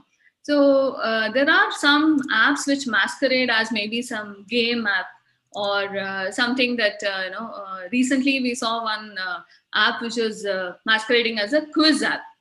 So generally, it's like a very interesting personality quiz or something. And then at the end, it says, okay, you are the best and you are in the top 1% of the world and all that. Meantime, what it does is it will be logging your case. The moment you install it, so it can log the keystrokes. So whatever you press on your keyboard, or whatever you're typing on, your virtual keyboard on your phone, it keeps track of that. And just imagine you are doing a banking transaction and you're getting an OTP. Right, and you have to key it in. So what happens is, in clear text, it's not even encrypted, they can siphon off all your keystrokes and then do the damage to your account or social media account anywhere. So how do you overcome this? On laptops, please install antivirus and keep it updated. Okay, it's very irritating for us to see, some app always saying, okay, a new update is available, please install, and we always say no, later. Generally the updates that come are for security policies, so you have to take time out to install them and keep the antivirus updated. And then there's something called two-factor authentication. I think you're all familiar with it. So, once you log into a bank site, you have a password that you have to key in, and then you have a registered mobile number where your OTP comes, and then you take it. So there are two levels of authentication. Always, use banks, or be with banks which use multi-factor or two-factor authentication. Very important. And if your bank doesn't have it, please urge them to go towards it.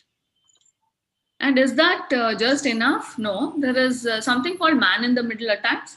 So man-in-the-middle is exactly what it is, as the name says. So you would have seen kids playing, right? So there are two players on each end, and there's a guy in the middle, the monkey in the middle, which tries to snatch the ball or something that is being thrown.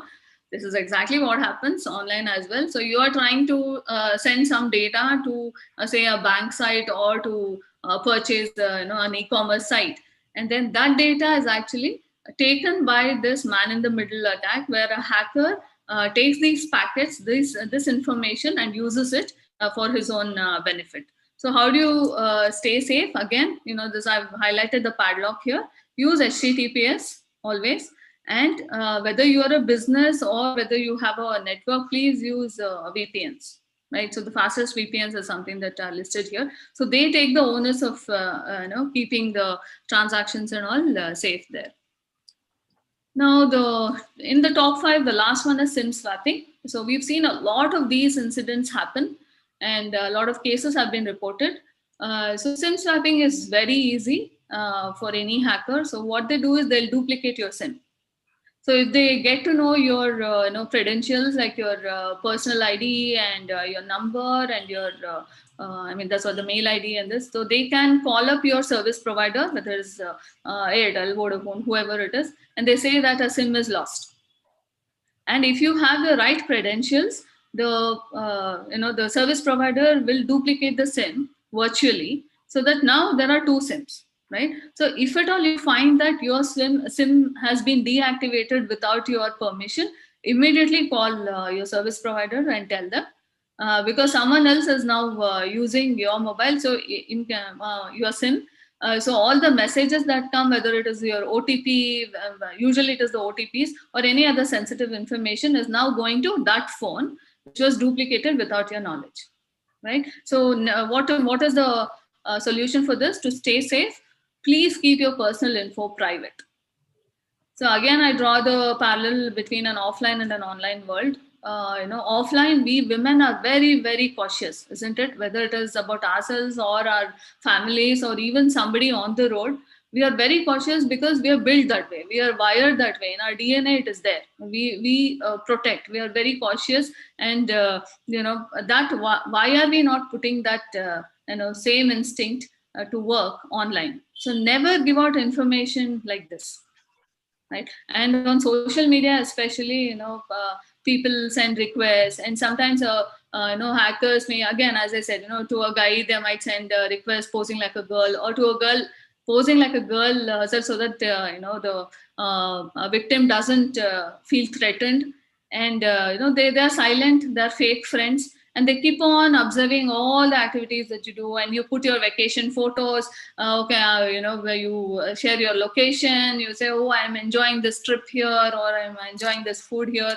And they know that the entire family is out for a few days, and then, anything can happen, whether offline or online. So why do you want to share this? So never share all this sensitive information. And so these are some of the tips. Probably you can just take a screenshot of this, and I'll see how I can send that across to you through Santoshji or Shikha. To keep net banking secure and safe, so access your accounts from a secure location. So do not use free Wi-Fi's anywhere. Okay, if you want, you can just use your mobile and the service providers, whatever Wi-Fi spot that is provided by your own provider. Never use airport Wi-Fi's and hotel Wi-Fi's or anywhere. Okay, and disable the autocomplete function on bank websites, because that is stored. Again, the moment you store data, it is hackable in case there is an attack. And set up account notifications from your bank. So anytime an online transaction happens, the bank has to notify you through mail and through an SMS. So enable that, so that even if something happens online, you get to know through other means that a transaction which is not authorized by you was done. So that way you can complain to the bank, and the bank can take swift action. And transaction on HTTPS, I already told that, 2-factor, we talked about it. And strong password. So always create a strong password and change it regularly. So this, I don't know how many times we keep on repeating this, but this works. And make it strong. The most frequent password that is used is admin123 or 12345. Never use that. Have a combination of alphabets and numbers and special characters. And so this is also important. Avoid clicking through emails or websites. So they may say we have an offer, or you're getting some cash back, log in here, click here. No, you type the URL yourself. So if it is HDFC Bank or ICICI Bank, always go open a browser and then type the URL yourself and then go there, even for e-commerce, whether it is Amazon or Flipkart, whatever you're accessing. And monitor your accounts regularly. You anyway have 24/7 access online. And always log out and not just close the browser. Very important for banks. Anyway, they've implemented now, there's a timeout. So after some time, if there's no activity, there's generally some 30 seconds or a minute, then it logs out automatically. But you do it deliberately, so that, so I'm seeing someone raising a hand. I'll take the questions after this, please. So, and in general, you should exercise. How do you prevent scams and not be a victim? Exercise critical thinking and vigilance when you receive phone calls. If someone is saying, I'll give you this, this is for free, you are the lucky one, there was a draw, no, it doesn't work. So nothing in this world is free, and please remember that. And exercise caution in opening messages, attachments, and clicking on links. And be wary of any request for personal details, passwords, bank details, especially if there is a sense of urgency. What they do is they'll again prey on your, we call it FOMO, right? This generation, the younger generation calls it FOMO, fear of missing out. So if there is a deadline, we generally don't want to miss it. We're like, oh, okay, this offer is going to end within a day, so let me do it, or within 2 hours, and they'll pressurize you like that, right? So don't fall for that. Consciously, you have to say, what is the urgency for them, right, to push you? And if there's any doubt of the communicator's identity, you delay immediate action. So if they say your account will be disabled if you do not act. So use other methods. So rather than giving out all the information on that phone call, you know the number of your bank, you know how to contact Amazon, right? There are general numbers out there publicly available. Call them separately and then find out, I got this call, is it legitimate? If it is, then good enough. If it is not, then right? You just avoided a major, hack. So apart from that, so for this, I think I've already told, never save card details on shopping and payment sites. Okay, why do you have to say it? You just have to type it again whenever you make a purchase. So please go that extra length and type it rather than saving there. And beware of apps in Google Store offering online banking. Check with your bank first. That's what I showed at the beginning. Then e-wallet, make sure you monitor the transaction for any suspicious transfer. It might be 1 rupee. In fact, I think 2 years back, there was this scam where, at a time, I think a group of, say, some 10,000, 20,000 people, there was a transaction of 5 rupees, okay, on their credit cards. None of them complained because the amount was less. But just do the math. Right, so some 50,000 people and 5 rupees or $5. So that itself is a scam. They had distributed it very nicely, and Paytm shows only first 2 and last 3 digits of the mobile number from which amount is transferred as part of a security measure. So they're also doing a lot of things to make sure that the customers are safe and secure. But we also, the onus is on us also to not be the victims and then suffer a loss. And this is my favorite because of the latest WhatsApp fiasco. They wanted us to sign some privacy policy and all. There is no need for us to share any personal data with anybody, right? We have the KYCs with the banks. We've already done all that. And our personal data is very important for us. What it is might be nothing, So generally, I get these questions that anyway, I do not have any important information. So what is the problem? Even if I get hacked, what will they get? No, it is not that. So they'll be able to create a fake identity using your real personal details. And later on, if you get into soup, I mean, who is to blame, right? So please protect your personal data. Very, very important. So I think I'll leave you with that. Yeah, there are many other aspects that can be discussed, but given the time duration, I think these are the 5 important things that I thought I'll share with this group. So stay safe online, and thank you again, Vicky and TDP Global, and Shika, thanks for this. So lovely, lovely talking to all of you. Thank you. Thank you so much, Binduji. And this is a certificate for you Thank as you. the guest of honor. Thank you so much. Thank you so much. Thanks for this, such a sweet gesture. Thanks. It's just like a style of us to say thank you to you. Thank you. Thank you so much. With this, I would really like to say that you have given really informative information, knowledge to our all the associates who have been over here in this session. This was actually very insightful, because whenever we talk about the digital world, we all are not a little but a lot of scared, because as I shared my personal journey with you, being on the digital platform when I started using internet banking, I was also very much scared. But today, like once we have started doing it, and with all the information that you have provided with the do's and don'ts, I think this will help a lot to all the people, like irrespective of the genders. No? So everyone is there in the internet, so it will help them out. Thank you so much. Most welcome, Shilpa. And now I would like to ask you all that if you have some of the queries, you can ask the people who are there on the platform with us. आप सभी लोग इस हमारे session को, I think you are enjoying equally as we are doing it. Yes, Dr. Ajay Kumar has got a question, so please आप अपना सवाल पूछिए. अगर आप ये भी बता सकें to whom your question is addressed to, so we can ask directly to that panelist. Ma'am मेरा क्वेश्चन बिंदु मैम से है जी. आपने बहुत अच्छे ढंग से रिप्रेजेंट किया, मतलब ये देखा जाए तो हम लोग भी काफ़ी फ्रिक्वेंटली इंटरनेट यूज करते हैं और बहुत सारी पर्सनल इंफॉर्मेशन एक दूसरी जगह न चाहते हुए भी शेयर होती हैं, और बड़ा ही मतलब इम्प्रेसिव ढंग से आपने इसको समझाया. कुछ ऐसा मैकेनिज्म हो सकता है जैसे कि अभी मैंने एक आप लोगों से रिक्वेस्ट की कि क्या ऐसे ये पीपीटी मिल पाए जिससे और लोगों तक ये चीज़ों को पहुंचाया जा सके, एटलीस्ट अगर कोई पढ़ के भी अगर इसको समझना चाहे, क्योंकि देखिए 137 करोड़ की आबादी में अगर 70 करोड़ 60 करोड़ लोग मोबाइल यूज कर रहे हैं, इंटरनेट यूज कर रहे हैं, तो डेफिनेटली 30-40 करोड़ लोग ऐसे हैं जो इंटरनेट यूज कर रहे हैं. वो 30-40 करोड़ तक ये अगर ये मैसेज भी पहुँच पाएगा तो डेफिनेटली कुछ ना कुछ उनके लिए हेल्पफुल होगा. तो क्या ये संभव है कि ये पीपीटी शेयर हो पाए? मेरा प्रश्न सिर्फ इतना ही है. So I think that will be of great help.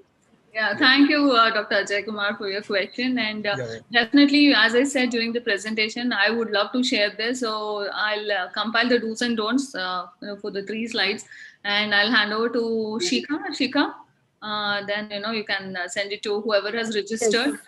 Because this is something that I do. I generally give handouts, and because it's an online session, I can't do that. But then definitely it'll reach you. So we'll make sure of that.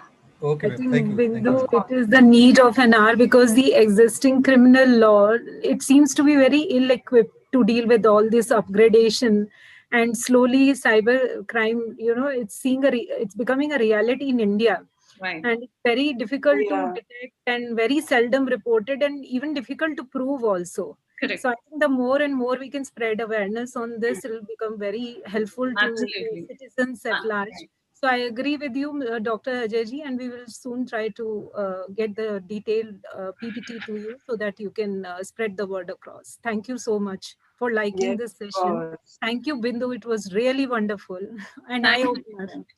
Thank you, Shika, and I'll share that information. And of course, the cybercrime Corps division is doing an awesome job. Okay, because they are also up to date on what is happening. And believe it or not, I mean, they're on top of things, and they're receiving the complaints. And as Shika rightly mentioned, people don't know whether this can be reported, because again, there is this difference between the virtual world and the physical world. So sometimes if there's an attack in the physical world, right? So definitely you will go to the cops. But online, you feel sometimes people feel embarrassed also. because they think, okay, maybe I was the fool. So why? Yeah. So maybe I was the fool and I didn't know. Should I report it or not? Maybe it's just some 5,000 bucks, and why should I worry? No, that is not the case. So you complain it, and they can trace it, and the banks will get involved, because all of us, in the system are responsible, and the onus is on all of us, at different levels. So whatever can be done would be done. Yeah. Thank you, Binduji. Guide us how to spread this awareness, a word of awareness to more and more people in India. Yeah. So that is one of my pet projects, Sashika, as you know. So especially among women and children, and as I said, we just talked about the banking part of it. So for women in general, I take differentiation where how to be safe online with their pictures, with their videos, with their statuses, using of social media. If I delve into the gory stories, it is very, very scary. But I guess some other platform, we can go through that. Yeah. Sure. Yes, of course. And I think we need to take those stories as well, because you have correctly mentioned that in India, especially, the police forces are really doing tremendous job as far as the cyber crimes are concerned. Because I tell you, I had been working with police forces from the past, 9 to 10 years, it's been decade now. We had been making awareness videos and films for the different police forces, especially the Delhi police, it is one of our clients with whom we are working. So they are doing tremendous job. And recently we had been to Puducherry, where the people are doing a lot of crime where it is related to the ATM cards. And the Puducherry Cyber Cell has cracked that particular case, and it was tremendous that the way they have done it. So yes, I will agree to it that police forces are doing absolutely good job as far as cyber crime is concerned, to get those white collar thieves out of it. In fact, it is very simple, So what you have to do is very, very simple. The simple step. Just that if you do not do it, the consequences is they are catastrophic. Yeah, this is 5,000 bucks today, but it can be lakhs, it can be thousands tomorrow. And the person who is doing it, they are just getting motivated. Okay, I can do 5,000 with 10,000 people, so I am lucky. Yeah. Shilpa, sorry to interrupt you. Can you invite the other speaker? Actually, they are waiting.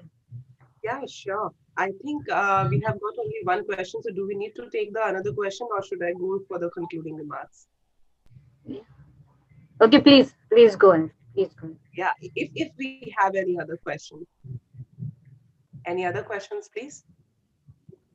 Okay, fine. Then I think we can go ahead. So I would like to request Ms. Elikeda Lulaj from the University Harshi Zekha, Kosovo, Europe. She is here with us. So I would like to request you, please present your concluding remarks, because you had been here listening all the speakers, and I know it will be really good to hear from you. Please.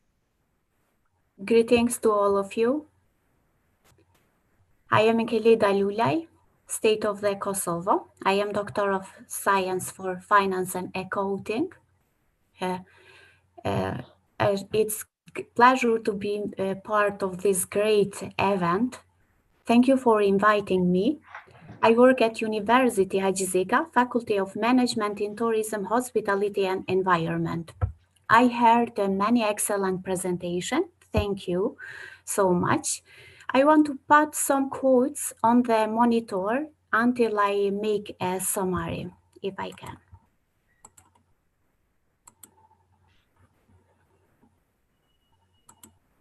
Focus on financial well-being. Money and finances play a very important role in our lives. Financial well-being is mainly associated with the control and management of your finances. Due to the multiple roles that the women play on a daily basis as households managers, consumers, or business owners, sound financial management is extremely important. I will say some tips on how to achieve this. Prepare a monthly budget. Plan your expenses for a given period and monitor if you have spent more than you originally planned. At the end of the month, make the necessary adjustments to optimize it. Daily follow-up and can help you save up to 20%. Now, use different accounts for different purposes. Invest instead of savings. Money is too valuable to focus only on the savings.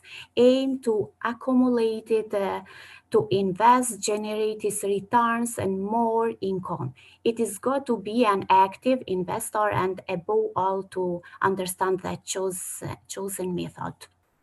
Prepare for contingencies, increase added value, think about tomorrow. It is never too early or too late to design a retirement and a savings plan for you, for your family, for your country, and build and consolidate your credit history.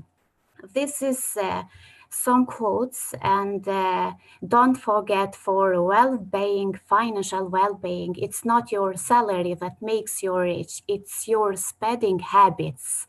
And many folks think they are not good at earning money. One that they don't know is how to use it. Beware of little expenses. A small lake will sink a great ship. Benjamin Franklin. Wealth consisted not in having great possession, but in having for once. Don't tell me where your priorities are. Show me where you spend your money, and I will tell you what they are. This is my presentation as a keynote speaker. Pleasure to be part for this great event. I think I heard many excellent presentations for this great panel. Thank you again. Yeah, thank you so much.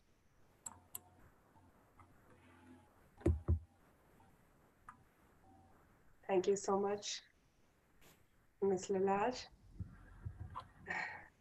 You have really pointed out the points which were really important, and this will be benefited to all the people who have been associated in this particular session with us. Thank you so much for joining us. Thank you. Thank you. Thank you again. Pleasure for me.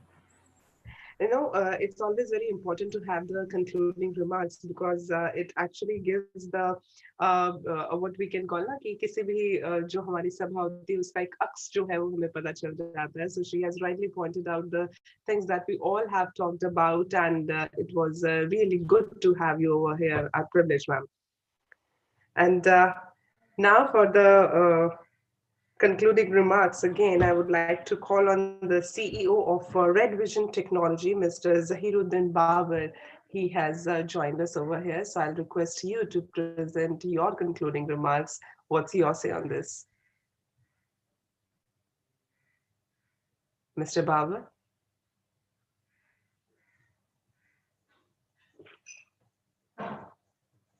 Mr. Zahiruddin Babar, I hope my voice is like loud and clear over there.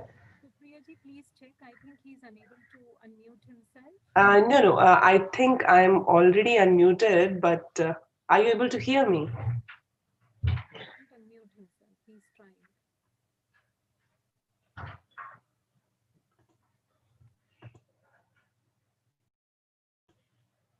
Hello? Are you able to get through me?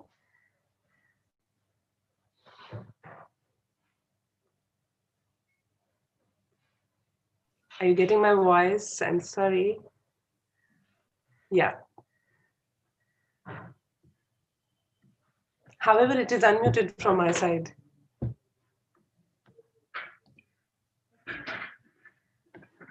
Dr. Rabindra Pathak, can you please look at that how we can make the may please be allowed for mute? Yeah.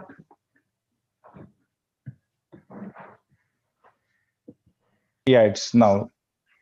Yeah, I can unmute myself now. I'm audible.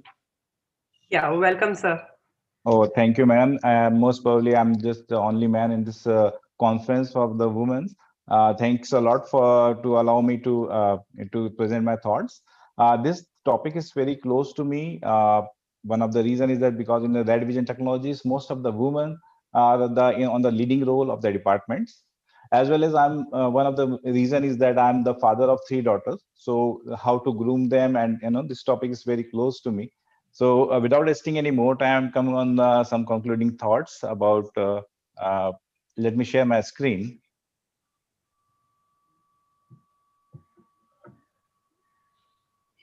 Please allow me to share my screen.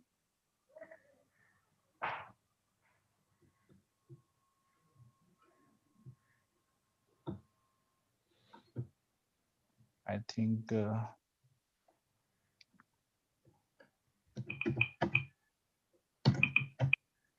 please enable the screen sharing. I request host to enable it.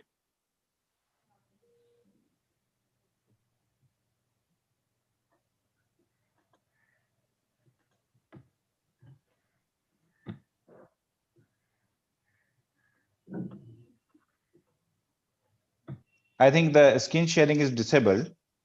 Priyaji, can you please look at this screen sharing? Please allow him to share the screen.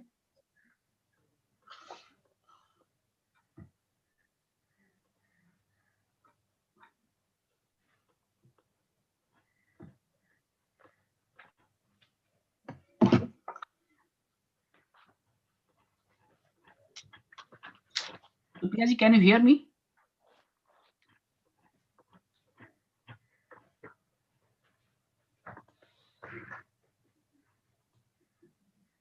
If the screen sharing is not possible, then okay, it's not an issue.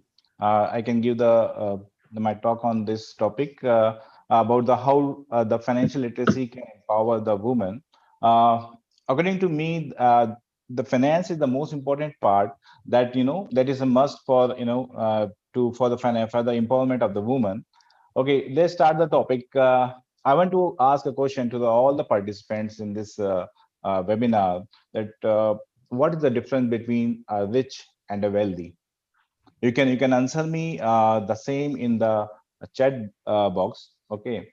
Okay, if we don't have much time to read all these comments, so let me come on the conclusion that the richness is counted in the terms of money you have, and the wealthiness is counted that how you can live the same standard of life without working. For example, you have $10 million in your bank account or in your investments. Okay.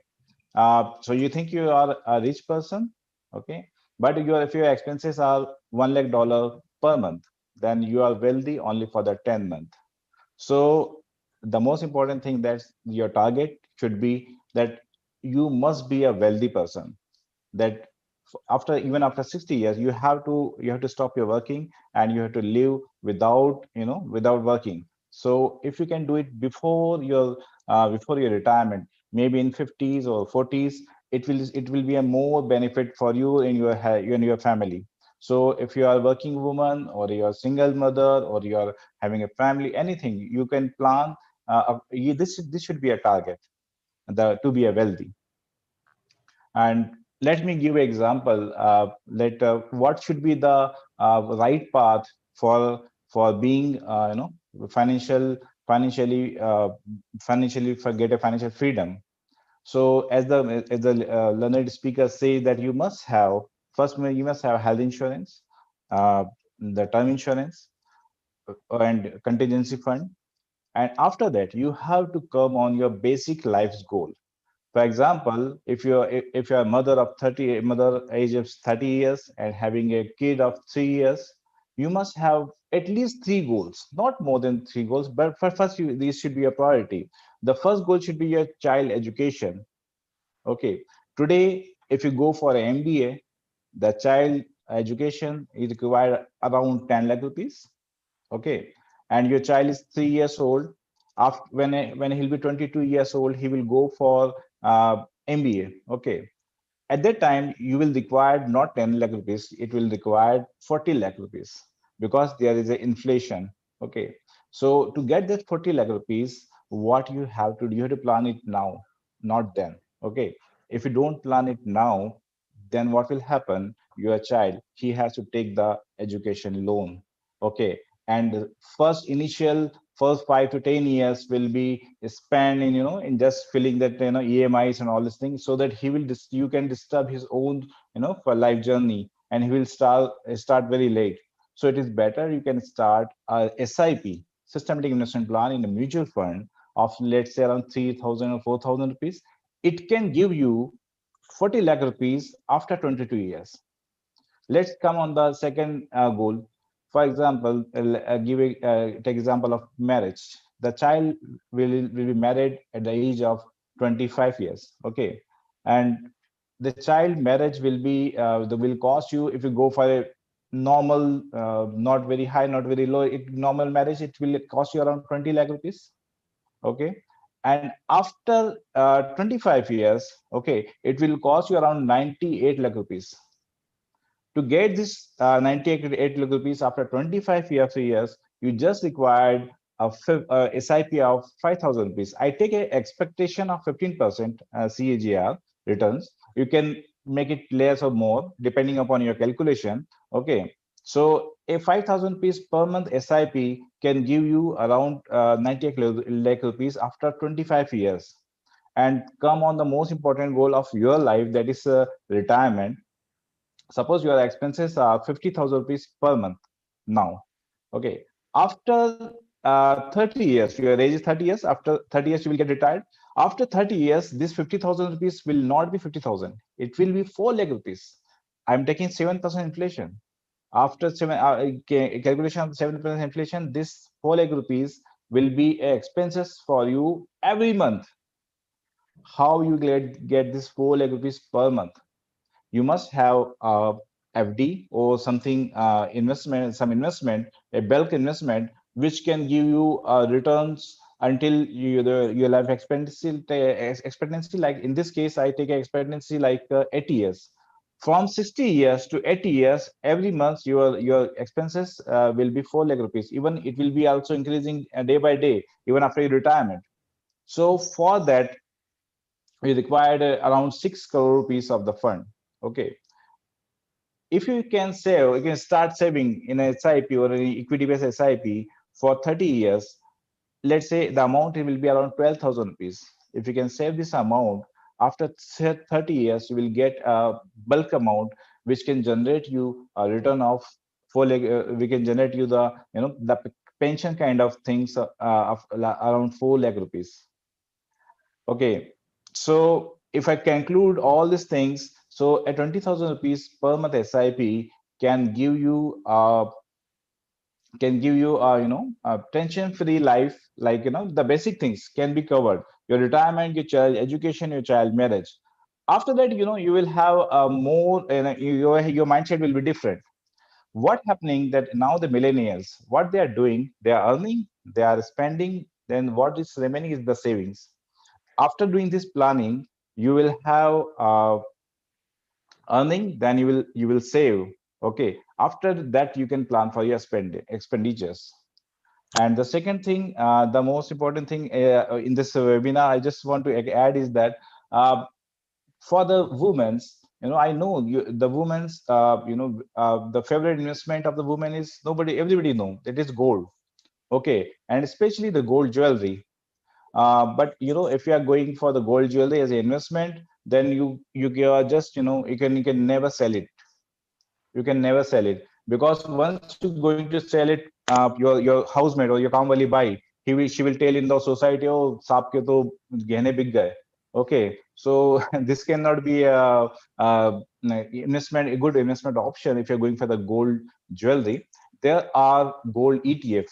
Okay, go for a set allocation. I'll request you a bit, if you can just wind it up a little early, because we are very running short of the time.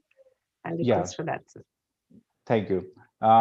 So just make a portfolio of equity, debt, and gold.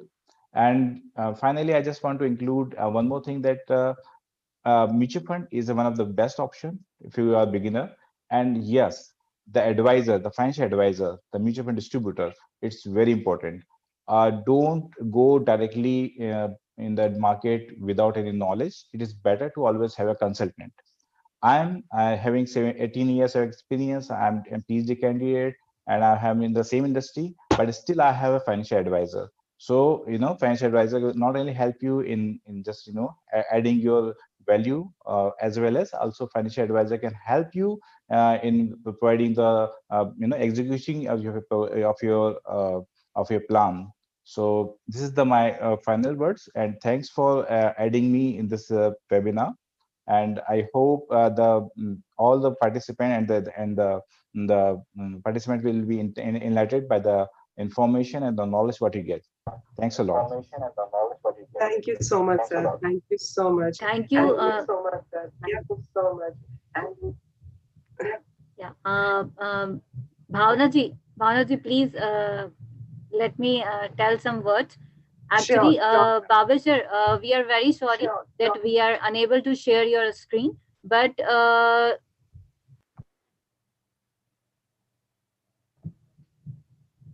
please mail your presentation, and definitely we will email all the participants to your PPT.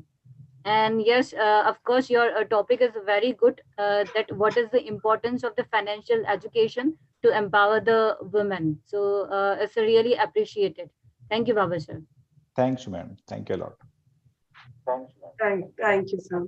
And indeed, education is a tool for anything, like whatever you would like to do in your life, whether it is related to finance or related to any other discipline that you would like to take in your life. Education plays an important role. So thank you so much, Mr. Babi, for sharing your views. And now I would like to request the co-founder and partner of TDP Global, Ms. Priyanka Parashar, to please address and present her hand, because she is the lady who is the core of the TDP Global and making all of us being over here for this such a beautiful talk. Thank you so much. So I would like to request Priyanka.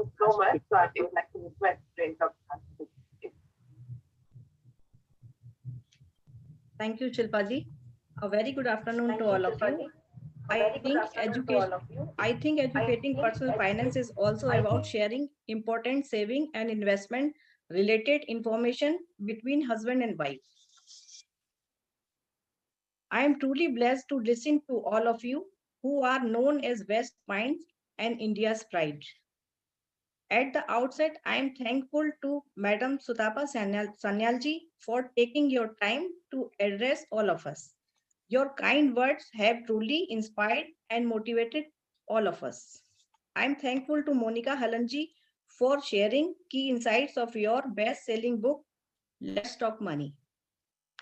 Thank you, Shikhaji. Thank you, Preethaji. Thank you, Binduji. Thank you, Mr. Zahiruddin, Ms. Lulaz, Supriyaji, your wonderful sessions. Last but not least, many thanks to Shilpa Bhavnaji for conducting session very smoothly. Thanks to all participants for your participation. I trust that the participants have found sessions of conference highly useful and informative. I am thankful to all partners who have supported the initiative of TDP Global in all possible ways. Thanks to BSc, IPF, Reliance Industries, BKD Media, FMSDG, Wiki, Medicaps University, PIF, Red Vision, and Witty Gossip Associations. Thanks to all members of the team TDP Global and making the conference a success. Thank you so much.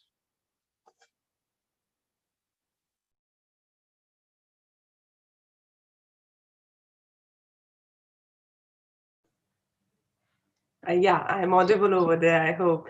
So thank you so much, Priyanka ji. Again, I would like to thank you for creating such a good platform where we, all of us, could share our thoughts. And I think like even if 1% of the people changes their mindset after this particular session, it will be of a big success for all of us.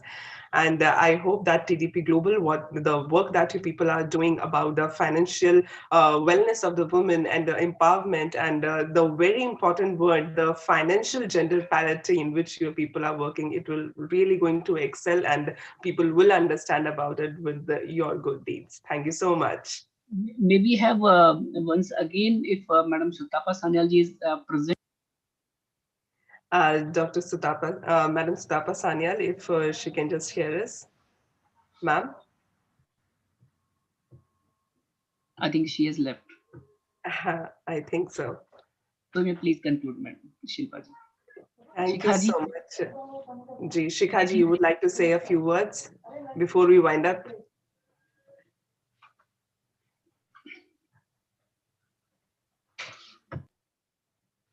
Please unmute, Shikha ji.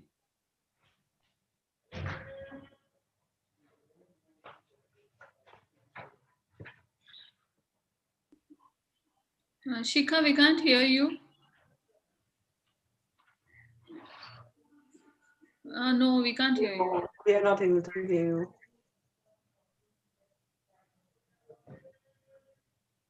Yeah, you've unmuted, but you're not audible.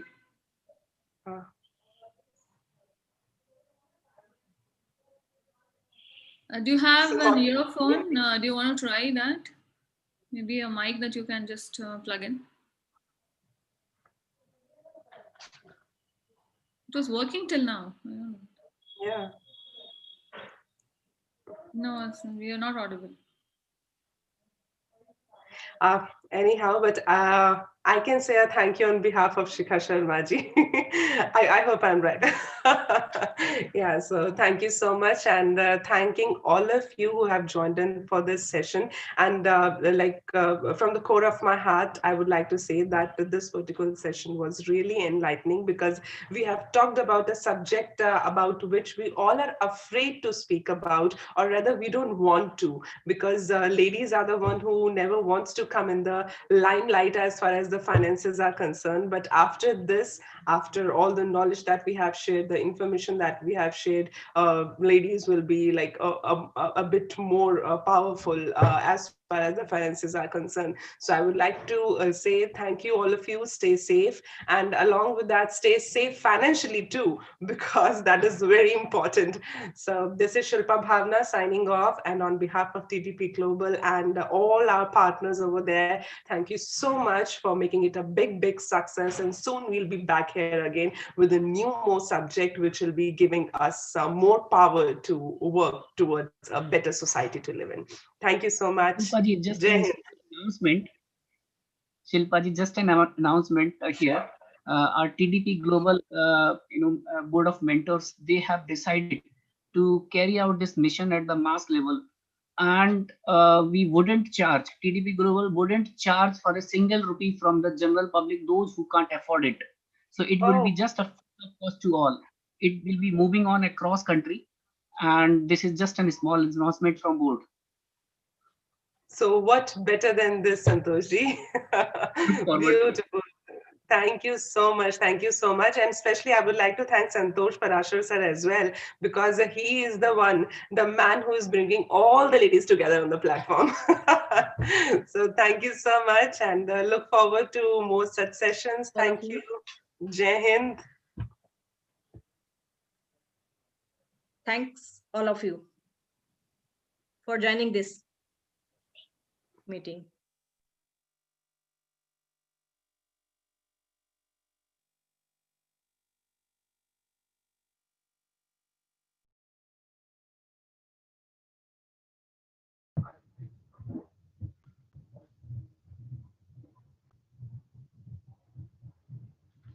Thanks a lot, everyone, to join us.